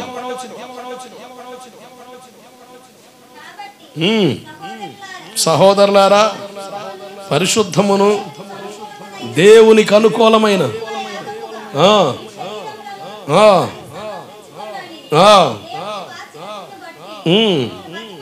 మిమ్మల్ని బతిమలాడుకొనుచున్నాను. జాగ్రత్తనండి, సజీవ యాగంగా మన శరీరానికి అప్పగించాలి. ఆమేన్. సజీవ యాగంగా మన దేహానికి ప్రతిష్ఠించాలి. సేవకుడే కాదు, విశ్వాసులో కూడా ప్రతిష్ఠిత జీవితం ఉండాలి. క్రీస్తు కొరకు వేరుబాటు జీవితంలోకి రావాలి. ఇంకా ప్రభు దగ్గరికి వచ్చిన, రక్షణ పొందిన, మార్మోస్ పొందిన, బాప్తిసం పొందిన, ఇంకా నలుగురితో కలిసిపోయే తీరు నీకుంటే నేను అంటాను, నీలో ప్రతిష్ఠత లేదు, వైరాగ్యం లేదు, సమర్పణ లేదు, వేరుబాటు లేదు. వైరాగ్యం కలిగి ప్రభు కొరకు బ్రతకాలి. ఆ సమర్పణ, వేరుబాటు, వైరాగ్యం మనలో ఉంటే 2 తిమోతి 2:22 చదవండి. తిమోతితో పౌలు గారు అంటాడు, యవనేచ్ఛల నుండి దూరంగా పారిపోమంటాడు. శరీరేచ్ఛల నుంచి ఏమైపోవాలి? యవనేచ్ఛలు, శరీరేచ్ఛల నుండి దూరంగా పారిపోవాలి. మన శరీరం ప్రేరేపిస్తుంది పాపం చేయమని. నీ నాలుక మాట్లాడొద్ది, నీ నాలుక అంటది వాళ్ళని తిట్టు, వాళ్ళ మీద లేనిపోని మాటలు మాట్లాడు. నీ నాలుక ప్రేరేపిస్తుంది. కానీ నీ నాలుక నీ స్వాధీనంలోకి రావాలి. నీ కన్నులు ప్రతిష్ఠించబడాలి, నీ నాలుక ప్రతిష్ఠించబడాలి. ఆ ప్రతిష్ఠత నీలో లేకపోతే నష్టపోతావు. అది చాలా ప్రమాదం. ప్రతిష్ఠిత అనుభవం మనకు ఉండాలి. నీ కన్నులు ప్రతిష్ఠించుకోవాలి. నీ శరీరంలో ప్రతి అవయం ప్రతిష్ఠించబడాలి. ఎవరైతే అలా ప్రతిష్ఠించుకుంటారో వారు పాపానికి తావివ్వలేరు. ఇంకా పాపంలో ఉన్నవంటే కారణం నీలో ప్రతిష్ఠత లేదు. పారిపోతే పాపం నుండి ఇంకా పాపిష్టి ఆలోచనతో నివసిస్తున్నా నువ్వు. దేవుని వాక్యం చెబుతుంది ప్రతిష్ఠిత అనుభవంలోనికి రావాలి. సేవకుడే కాదు, ప్రతి విశ్వాసి వైరాగ్యంతో బ్రతకాలి. కీర్తన 1వ అధ్యాయం అంటాడు, దుష్టుడు ఆలోచన చొప్పున నడవక పాపుల మార్గాన అపహాసకులు కూర్చుండే. చెప్పాలి అబ్బా, భలే చెప్తున్నారా? స్వాహ స్వాహ అన్నట్టు ఏదమ్మా మొత్తం చెప్పండి. దుష్టుల ఆలోచన చొప్పున నడవక, పాపుల మార్గాన్ని నిలవక, అపహాసకులు కూర్చుండే చోట కూర్చుండక, యెహోవా ధర్మశాస్త్రమును ఆనందించుచు దాన్ని ధ్యానించువాడు ధన్యుడా, దరిద్రుడా, అన్యుడా? ధన్యుడు. వేరుబాటు జీవితంలోకి రావాలి. సేవకుడైన నేను కూడా ప్రతిష్ఠత కలిగి బ్రతకాలి. మీరు జాగ్రత్తగా ఉండండి. అందుకనే కొంతమందికి అర్థం కావచ్చు, పాస్టర్ గారినిగా కాసేపు మీతో పాటు ఆ చెట్టు కిందో, ఆ పండ్ల కిందో, లేకపోతే పొలాల కాడో, మీ ఇంటికి అడగొచ్చు. మీ ఇంటికి అడగొస్తే ఇక నేను ఇక ఇంట్లో నాకేముండే పని లేదు. పాస్టర్ గారు ఫోన్ చేస్తే వద్దులే, బ్రదర్ వాళ్ళు వండారంటలే, నేను ఇక్కడ తిని వచ్చేస్తా. 1/2 కేజీ బియ్యం మిగిలినట్టు. రోజుకో ఇంటికి పోతే రోజుకో కూర, రోజుకో వంటకం. ప్రశాంతం కాదు. టిఫిన్ మీరే పెడతారు, టీలు మీరే పెడతారు, అన్నం మీరే పెడతారు. 1 రోజు 2 రోజులు, 3వ రోజు పొద్దుత్తమని వస్తున్నాడు, ఏదో పోలేని కోడిని కోసి పెడితే రోజు పెడతారు ఏంది అన్నట్టు మనసులో డైలాగులు వస్తాయి రావా? బయట చెప్పపోయినా కూడా వందనాలన్నా, వందనాలయ్యా, మా అయ్యో మమ్మల్ని వదిలిపెట్టేట్లేడుగా. కూర్చో. కొంతకాలం తర్వాత లోపల ఉంది కుర్చీ తెచ్చుకో. ఫస్ట్ ఏమో కుర్చీ పెడతాం, కోడిని కోస్తాం, కూర పెడతాం. తర్వాత ఒక 6 నెలల తర్వాత లోపల పోయి తెచ్చుకోండి కుర్చీ అంటే అటు ఫీల్ అయిపోయి నేను పగలంతా కష్టపడి నొప్పులు. పాచగారికి ఏం పని, ఊరకని ఉంటాడుగా. అసలు పని చేస్తే వచ్చే ఆరోగ్యం వేరు, ఊరకను కూర్చుంటే వచ్చే అనారోగ్యం వేరు. తెలుసా నీకు? దేవుడికి స్తోత్రం కలుగునుగాక. పని చేస్తే వచ్చే ఆరోగ్యం వేరు, ఊరకని కూర్చుంటే వచ్చే అనారోగ్యం వేరు. అదే డిఫరెన్స్. ఊరకని ఉండండి మీరు, మే నెల అంత ఊరక ఉంటారు కదా. అసలు పని చేసినప్పుడు వచ్చిన నొప్పుల కంటే పని లేకుండా ఉన్న రోజుల్లో వచ్చే నొప్పులు ఎక్కువ నీకు. అంటే అర్థమవుతుంది అని తెలిసి చెప్పకని చెప్తున్న శరీరం ఏంటి తెలుసా? అరే అబ్బాయి కొంచెం ఇటు తిరుగుతూ ఉంటే ఏదో పని చేస్తుంటే జాలీగా హాయిగా ఆనందం ఉంటారు నాయన. ఇక ఏం పని లేదని చెప్పేసి 4 రోజులు కూర్చొని తిన్నావు అనుకో, ఎక్కడికాడు నొప్పులు వస్తాయిరా బాబా అని నీ శరీరం ఇంటికి ఎగినెత్తుంది. మేమా ఏ పని చేయకూడదు. అసలు అవకాశం ఇస్తే శుభ్రం ఉద్యోగం చేసుకుంటాగా, ప్రశాంతం కాదు ఏ వ్యాపారం చేసుకుంటాగా. లేకపోతే మీతో పాటు ఆ కౌలికి 2 ఎకరాలు 3 ఎకరాలు తీసుకొని మిమ్మల్ని విశ్వాసుల్ని శుభ్రంగా కూలి ఇచ్చే పని లేదు. దేవుడికి స్తోత్రం.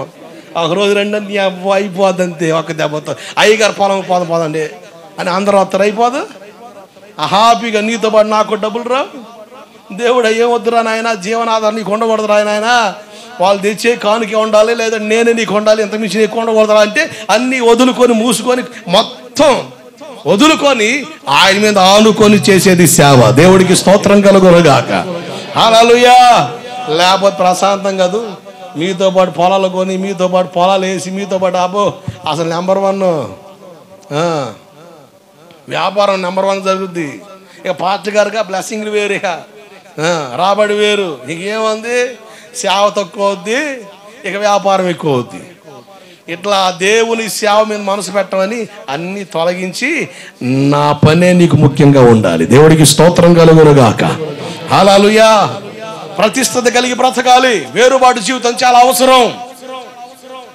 ప్రతిష్ఠించుకోవాలి నీ దేహాన్ని, దేవునికి సమర్పించుకోవాలి నీ దేహాన్ని. పౌలు గారు చక్కని మాట్లాడు. 1 కొరింథీ 10:23 చదవండి ఒకసారి. 1 కొరింథీ పత్రిక 10వ అధ్యాయం 23వ వచనం. 1 కొరింథీ 10:23. నాకు స్వాతంత్రం ఉంది కానీ అన్నీ చేయదగినవి కావు. అన్నిటి యందు స్వాతంత్రం కలదు కానీ అన్ని క్షేమాభివృద్ధి కావు. 1 కొరింథీ 6వ అధ్యాయం 12వ వచనం. 1 కొరింథీ 6:12 త్వరగా చదవాలి. అన్నీ చేయదగినవి కావు. నేను దేని చేత లోపరచబడకూడదు. కనుక ప్రతి విషయంలో లిమిటేషన్ మాకు ఉండాలి. ప్రతి విషయంలో లిమిటేషన్స్ నీకు ఉండాలి. పౌలు అపోస్తలుడు అంటాడు, అన్నీ చేయటానికి నాకు స్వాతంత్రం ఉంది. కాసేపు ఆపల బజార్ కాడ, కాసేపు బండ్ల కాడ, లేకపోతే నీ ఇంటి కాడ, కాసేపు నీ పొలం కాడ, కాసేపు నీ గొర్రెల కాడ, కాసేపు నీ దూడ కాడ, కాసేపు నీ పేడ కాడ, కాసేపు నీ కర్రల కాడ, ఏడవచ్చు పడి ఏడవచ్చు. టైం గడిచిపోద్ది, కాలం గడిచిపోద్ది. కానీ ఇవేమి కూడా క్షేమాభివృద్ధి కలిగించవు. ఇవేమి ఆత్మీయ క్షేమాన్ని కలిగించవు. కనుక సేవకుడు ప్రతిష్ఠుడిగా ఉండాలి, పవిత్రుడిగా ఉండాలి. విశ్వాసి కూడా ప్రతిష్ఠ జీవితం కలిగి బ్రతకాలి. ప్రతిష్ఠిత అనుభవం మనకు ఉండాలి. ప్రతిష్ఠించుకో నీ జీవితాన్ని, సమర్పించుకో నీ జీవితాన్ని. నిన్ను కూడా దేవుడు పిలిచాడు. ఆయన ఘనమైన సన్నిధిలో నిలబడే బలమైన పాత్రగా దేవుడు నిన్ను పిలిచాడు. ఆయన పిలుపు నీకుంది. నన్ను పిలిచిన పిలుపులో ఉన్నతమైన అనుభవం ఉండొచ్చు. నిన్ను పిలిచిన పిలుపులో ఆయన ఆలోచన దాగి ఉండొచ్చు. విశ్వాసికి తగినట్టుగా నువ్వు నడిపించబడ్డం ఆశీర్వాదం. దేవుడికి స్తోత్రం కలుగునుగాక. హల్లెలూయా. ప్రతిష్ఠిత అనుభవం సేవకుడికి ఉండాలి, విశ్వాసికి ఉండాలి. నన్ను పిలిచిన దేవుడే నిన్ను పిలిచాడు. నా పిలుపు వేరు, నీ పిలుపు వేరు. నీ పిలుపుకు తగినట్టుగా నువ్వు ప్రవర్తించాలి. నా పిలుపుకు తగిన నేను ప్రవర్తించగలిగినప్పుడు ఖచ్చితంగా దేవుడు మన ద్వారా ఘనపరచబడతాడు. ఆమేన్. ప్రతిష్ఠుడు అలాగే మీరు చూడండి నిర్గమాకాండ 28వ అధ్యాయం 2వ వచనంలో ఇంకో మాట మీకు కనబడుద్ది. నిర్గమాకాండ 28:2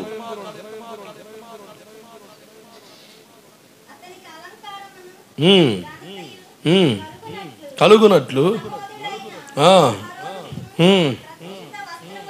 ప్రతిష్ఠిత వస్త్రము. దేవుడికి స్తోత్రం కలుగునుగాక. ఏ వస్త్రము? ప్రతిష్ఠిత వస్త్రం.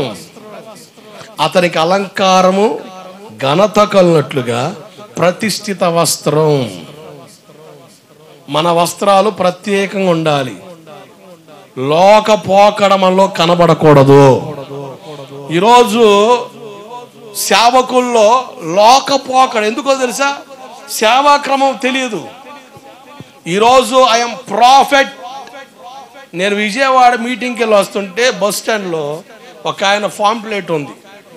ఆ ప్రాఫెట్ ఎట్టేసుకుని ఉన్నాడు. ఏదో అర్జెంట్ వస్తుంది నాయన, ఎట్టేసాడట. విక్టరీ అంట, విజయం మనది అన్నట్టు. ఏంది ఇది? ఎట్టున్నాడు తెలుసా? ఉడత సార్లు వేసుకొని ఉన్నాడు. ఉడత సార్లు వేసుకొని ఉన్నాడు. అంటే సేవాక్రమం తెలియకేగా ఈ తిప్పలు. వీళ్ళందరూ కూడా ఆయన కాడ నిలబడినప్పుడు మత్తయి సువార్త 7వ అధ్యాయం 23లో అంటాడు, నీ నామం పేట మేము అద్భుతాలు చేయలేదా? నీ నామం పేట మేము ప్రవచనాలు చెప్పలేదా? నీ నామం పేట మేము ఆశ్చర్య కార్యాలు చేయలేదా? Lord, I am the prophet ఫెనై, లార్డ్ ఐ యామ్ ప్రాఫెట్ అహరోన్, ఐ అపోస్టల్ అని కేకలేసిన ఆయన అంటాడు, మీరెవరో తెలియదు. ఎంత చేతి తెలియదు అంటాడు. ఇంద్ర నాయన ఏందో ఎట్టన్నావు అంటే, అక్రమము చేయవారులారా. ఏ క్రమం? అక్రమం. అంటే సేవలో క్రమం లేకపోతే నువ్వెవరో దేవుడికి తెలియదు. జనాలకి తెలుసు, ఇండియా మొత్తం తెలుసు. ఈయన ఇండియా మొత్తం అంతర్జాతీయ సేవకుడు, ప్రజలందరికీ తెలుసు, well known speaker. But there is a sorrow. బాధ ఏంటి తెలుసా? నువ్వెవరో దేవుడికి తెలియదు. అది బాధ. ఇప్పుడు జనాలకు తెలియాలా, మేము దేవుడు తెలియాలా? సేవ అన్నది దేవుడు మెచ్చుకునేదా, జనాలు మెచ్చుకునేదా? దేవుని మెప్పు పొందేది సేవ. దేవుని ఘనతను ఆపాదించుకునేది సేవ. మా ఘనత కోరేది కాదు. పౌలు అపోస్తలుడు ఒక చోట వాక్యం చెబుతా ఉంటే ఒక ఓచకాల వ్యక్తి విశ్వాసంతో వాక్యం అంటున్నాడు. విశ్వాసం తనలో ఉందని పౌలు గ్రహించి అపోస్తల కార్యం 14వ అధ్యాయం మీకు కనబడతా సందర్భం, లేచి నడమన్నాడు. ఏం చూసి? I am the anointed person. The Lord is saying to me, brother, get ready right now. యేసు నామములో లేచి నడు అన్నాడా? అల్లే. పౌలు అంటాడు, అతనిలో విశ్వాసం కలిగింది. అతనిలో విశ్వాసాన్ని గ్రహించి అంటాడు, సహోదర, దేవుడు నేను స్వస్థపరిచి లేచి నడమన్నాడు.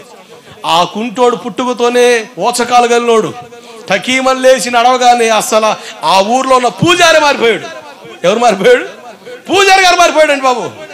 ఇక ఆ పూజారి గారు మారిపోయి, అయ్యి బాబోయ్, దేవుళ్ళే దేవతలే మన ఊరు వచ్చేసారా నాయన అని చెప్పేసి అసలు కుక్కల్ని కోళ్ళని ఎగబడి నరికేద్దాం, అసలు బలర్పించేద్దాం అని పూదండలో కటౌట్లు కడితే పౌలు బర్రబా వస్త్రాలు చింపుకొని, అయ్యలారా, మేము మీలాంటి స్వభావం గలవారమే, మీరు మా వైపు కాదు యేసు వైపు తిరగమన్నారు. దేవుడికి స్తోత్రం కలుగునగాక. హల్లెలూయా. అదే నేననుకో, గల్లీ గల్లీ కటౌట్ పడుద్ది. గల్లీ గల్లీ అసలు ఎవడు రేడా? నిన్నగా మన కనపడలేదు, ఇప్పుడు ఎవరు ఈ పాస్టర్ గారు? అసలు గల్లీ గల్లీ కట్అవుట్, అసలు గల్లీ గల్లీ. అసలు ఏదైనా వీడియో క్లిప్ వదిలితే Zoom the camera, come on start, 1 ready 2 get ready in the name of Jesus ready. వామ్మో, ఎట్ట జరుగుతున్నాయి ఎదురా నాయన. అయ్యి బాబు, ఆడిపోతే ఏదని పోద్ది. ఏది పోదు, మిగతాయి కూడా తగిలించుకొని ఇంటికి వస్తుంది. దేవుడికి స్తోత్రం కలుగును గాక. హల్లెలూయా. జరిగేదయ్యే. నేను జోక్ చేయట్లే, సేవకుడిగా గ్రహింపు కలిగి మాట్లాడుతున్నాను, స్పృహ కలిగి మాట్లాడుతున్నాను. కానీ పౌలు అంటాడు, మేము మీలాంటి స్వభావం గలబ్బా. ఆ వాక్యం చదివి నేను ఏడిచానండి. 40 రోజులు నిబంధనలో ఉండి బయటికి రాకుండా 40 రోజులు చర్చిలో ఇంట్లో అసలు బయటికి వెళ్ళక 40 రోజులు వాక్యాన్ని ధ్యానిస్తున్నప్పుడు ఆ వాక్యం చాలాసార్లు చదివా. కానీ అప్పుడు చదువుతున్నప్పుడు ఏడ్చా నేను, ప్రభా, ఇలా నేను ఉండలేకపోయాను కదా అని. నా ద్వారా ఇటు అద్భుతాలు జరిగితే నేను మరుగవగలనా? నాది ఏమి లేదయ్యా, దేవుడే అని చెప్పగలనా? లేదు. ఇదిగో చూడండి, అద్భుతాలు జరుగుతున్నాయి. Come on, get ready.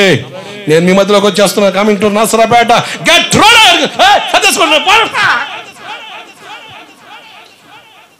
ఏడగయ్యా, దండం పెట్టి చెప్తున్నా, విశ్వాసాన్ని కనపరుస్తాడు ఆయన. ఆమేన్. నేను స్వస్థత ప్రార్థన చేయడం మానుకున్నది తెలుసా? నాకు పవర్ తగ్గో, జనరేటర్ లేకో, లేక ఇన్వర్టర్ లేకో, లేకపోతే ఏంటి కరెంట్ లేక కాదు. అబ్బే, నా ఆశ నీ వాక్యంతో పెనివేయబడాలి. వాక్యం నువ్వు కనపరచు. నేను తాకక మునిపే దేవుడిని తాకుతాడు. అద్భుతాలు జరుగుతాయి. నిజం. నిన్ను పిలుస్తున్నాడు దేవుడు వాక్యం ద్వారా. సపరేట్ నేను పిలిచేది ఏముంది? ఇప్పుడు నేను ప్రార్థన చేస్తుంటానండి గదిలో. కొన్ని ఏరియాస్కి వెళ్తాను, ప్రార్థన చేస్తుంటా. ఆ ప్రాంతానికి కావాల్సిన వాక్యం నా హృదయంలో దేవుడు పెడతాడు. దేవుని సన్నిధిలో నేను ప్రార్థన చేస్తా. ప్రభువా, ఈరోజు వాక్యం చెప్పాలి నాయన, ఏ వాక్యం చెప్పాలి నా మనసులో, నా హృదయంలో నాటండి. ప్రజలకు కావాల్సిన ఆలోచన నాకు ఇవ్వండి. ఆ ప్రాంతానికి కావాల్సిన వాక్యం నాకు ఇవ్వండి అని ప్రార్థన చేసిపోతా.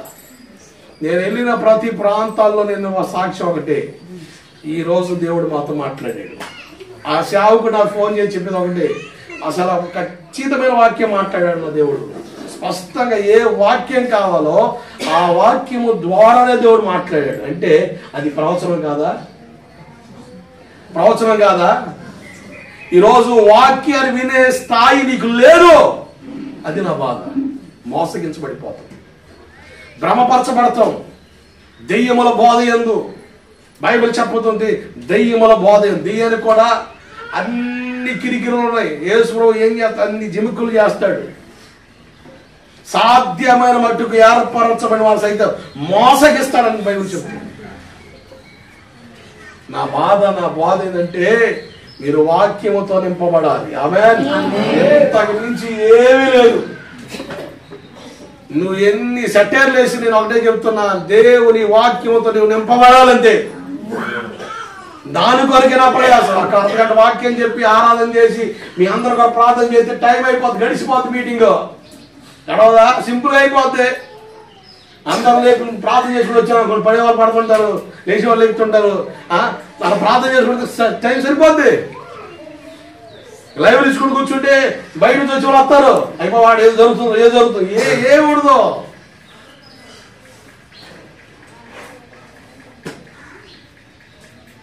సేవకులుగా మేము క్రమాన్ని ఎరిగి బ్రతకపోతే నష్టపోతాం. మేము క్రమం లోపిస్తే విశ్వాసులు ఆత్మీయంగా చచ్చిపోతారు. అందుకని రోజు అంటే చాలా బాధ. పెద్ద సంఘాల్లో కూడా స్థిరంగా ఉండేవాళ్ళు లేరు. ఒక సహవాసంలో స్థిరంగా ఉండేవాళ్ళు లేరు. కారణం ఏంటి తెలుసా? మేము క్రమాన్ని బోధించక అక్రమం దాపరించింది కనుక ఆత్మీయ విశ్వాసం చచ్చిపోతున్నారు. దావీదు లెక్కించాడు జనాల్ని. ఎప్పుడైతే దావీదు లెక్క పెట్టాడో తెగులు చేత మొత్తం పడ్డారు, చచ్చారు. అంటే మేము లెక్క పెట్టామనుకోండి, మా కాడ 5,000 మంది వస్తున్నారు, మా కాడ 2,000 మంది వస్తున్నారు, మా కాడ 3,000 మంది వస్తున్నారు, మా కాడ 10,000 మంది లెక్క పెట్టామనుకోండి, జనాలు కనబడతారు, ఆత్మీయంగా చచ్చిపోతారు వాళ్ళు. మీరు ఆత్మీయంగా బ్రతకాలి, మీరు ఆత్మీయంగా కట్టబడాలి, మీరు ఆత్మీయంగా వెలిగించబడాలి. అంటే నా బోధ ఒకటే, మీరు వాక్య క్రమాన్ని ఎరిగి నడుచుదురుగాక. ఆమేన్. హల్లెలూయా. ఇంకో విషయం చూడండి, లేవియా కాండం 10వ అధ్యాయం 1, 2, 3, 4. అహరోను కుమారులైన నాదాబు అబీహులను తమ రూపాత్తులను తీసుకొని వాటిలో నిప్పులుంచి వాటి మీద ధూపద్రవ్యం వేసి యెహోవా తమకు ఆజ్ఞాపింపని వేరొక అగ్నిని ఆయన సన్నిధికి తేగా యెహోవా సన్నిధి నుండి అగ్ని బయలుదేరి వాటిని కాల్చివేసెను. వారు యెహోవా సన్నిధిలో చనిపోయారు. అహరోను పిల్లలు స్పాట్ లో చచ్చిపోయారండి. దేవుని సేవ చేస్తుండగానే దేవుని ఉగ్రత అహరోను పిల్లల మీద పడగా అహరోను పిల్లలు అక్కడే చచ్చిపోయారు. ఇప్పుడు సేవ చేస్తాడు ఆయన. ఏమండి, పిల్లల చచ్చిపోతే సేవ చేస్తాడు. చచ్చిపోతే అహరోను పాస్టర్ గారు సేవ చేయగలడా? ఎంత అవమానం అండి. కెట్టోళ్ళు చాలా మంది ఉంటారు, ఏదో పెద్ద పిలుచుకున్నాడని చెప్పాడు వాళ్ళ తమ్ముడు మోసే. పిలుపుంటే ఎందుకు జరిగింది? దేవుడు మా అన్నను పిలుచుకున్నాడు, అది నా ఏర్పాటు కాదు, దేవుని ఏర్పాటు. ప్రలాభాలు పలికారుగా వీళ్ళు, తెగబడి మాట్లాడారుగా వీళ్ళు. ఇప్పుడేంటి వాళ్ళ పిల్లలు చచ్చిపోయారు చర్చిలోనే, వాళ్ళ పిల్లలు ఏంటి ప్రత్యక్షంలో చచ్చిపోయారు. ఎంత మంది మాట్లాడుంటాడు. అసలు నాకు భలే ఆశ్చర్యం అనిపించిందండి ఆ వచనం చదువుతున్నప్పుడు. మూడో వచనం ఏముంది? అప్పుడు మోషే అహరోనుతో ఇట్లను, ఇది యెహోవా చెప్పిన మాట, నా యొద్ద నుండి వారి యందు నేను నన్ను పరిశుద్ధపరచుకొందును, ప్రజలందరి ఎదుట నన్ను మహిమపరచుకొందును.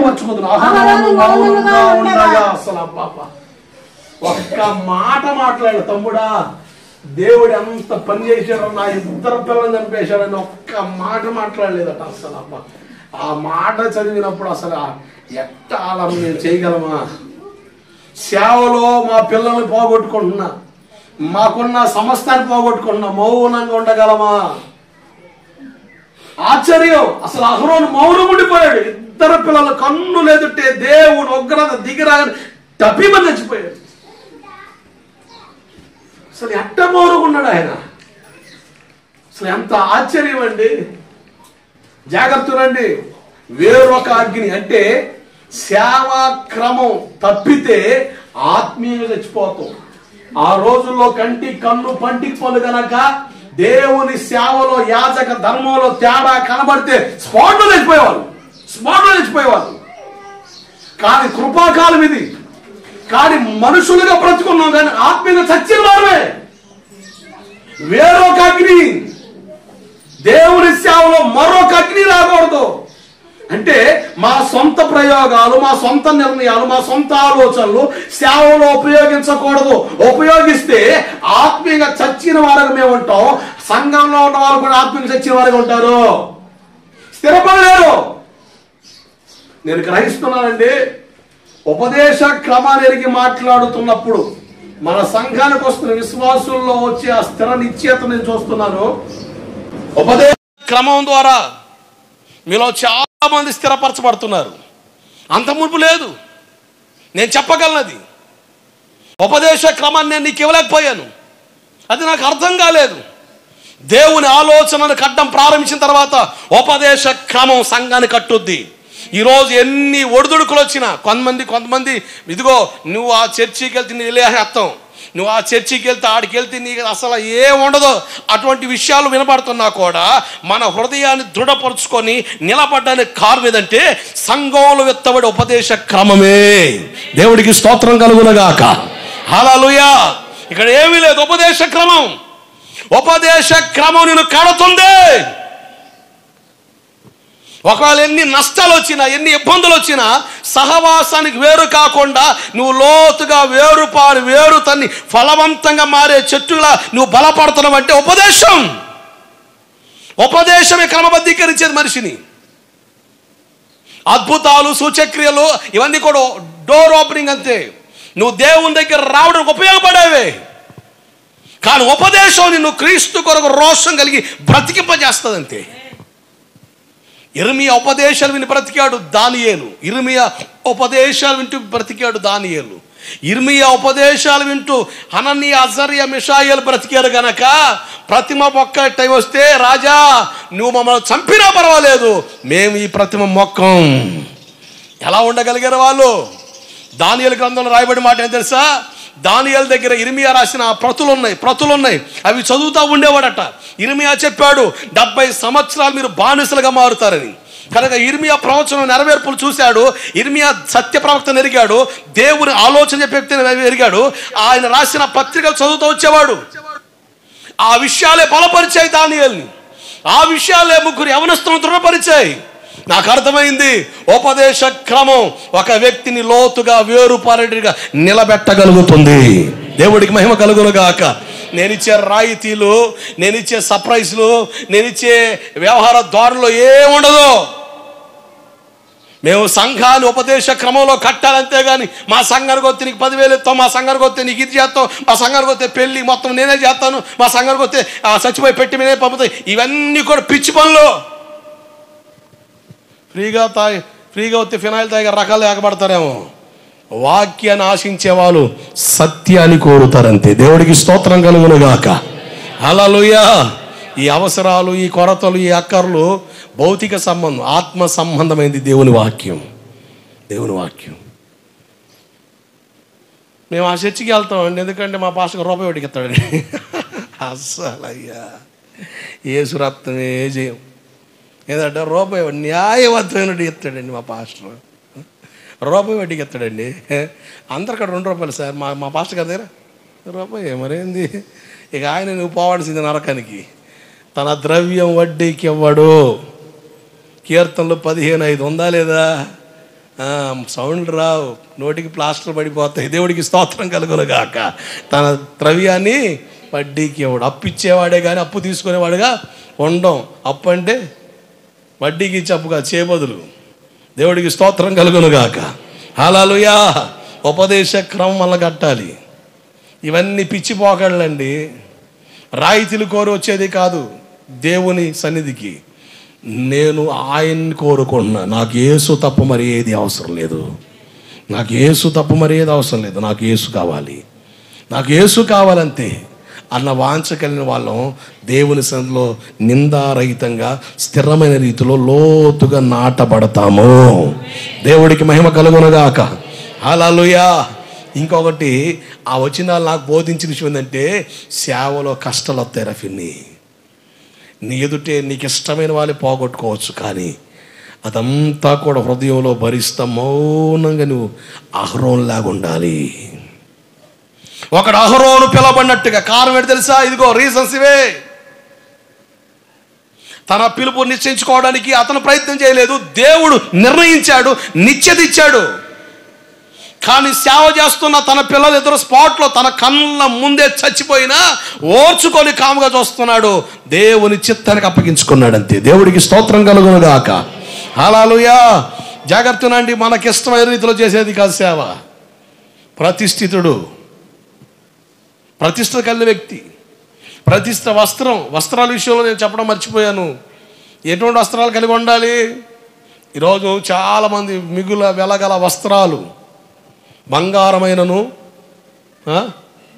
బంగారంతోనైనను జడలతోనైనను మిగుల వెలగల వస్త్రాలతోనైనను కొంతమంది అనుకుంటారు ఇవన్నీ వేసుకుంటే మాకు రాయల్ ఛాంబర్ వస్తుంది, వీఆర్ ద రిచెస్ అనుకుంటారు కొంతమంది. కానీ నిర్గమ 28 అంటాడు, అతనికి అలంకారణంగా ఘనతగా ఉన్న ప్రతిష్ఠ వస్త్రం. మరి ఇప్పుడు ఆ ప్రతిష్ఠ వస్త్రాలు లేవు. మరి ఏ వస్త్రం? తిమోతి 2వ పత్రిక 4వ అధ్యాయం 12-13 చదవండి. తిమోతి 2వ పత్రిక 4వ అధ్యాయం 12-13 ముగిస్తున్నాను, చదవాలి త్వరగా.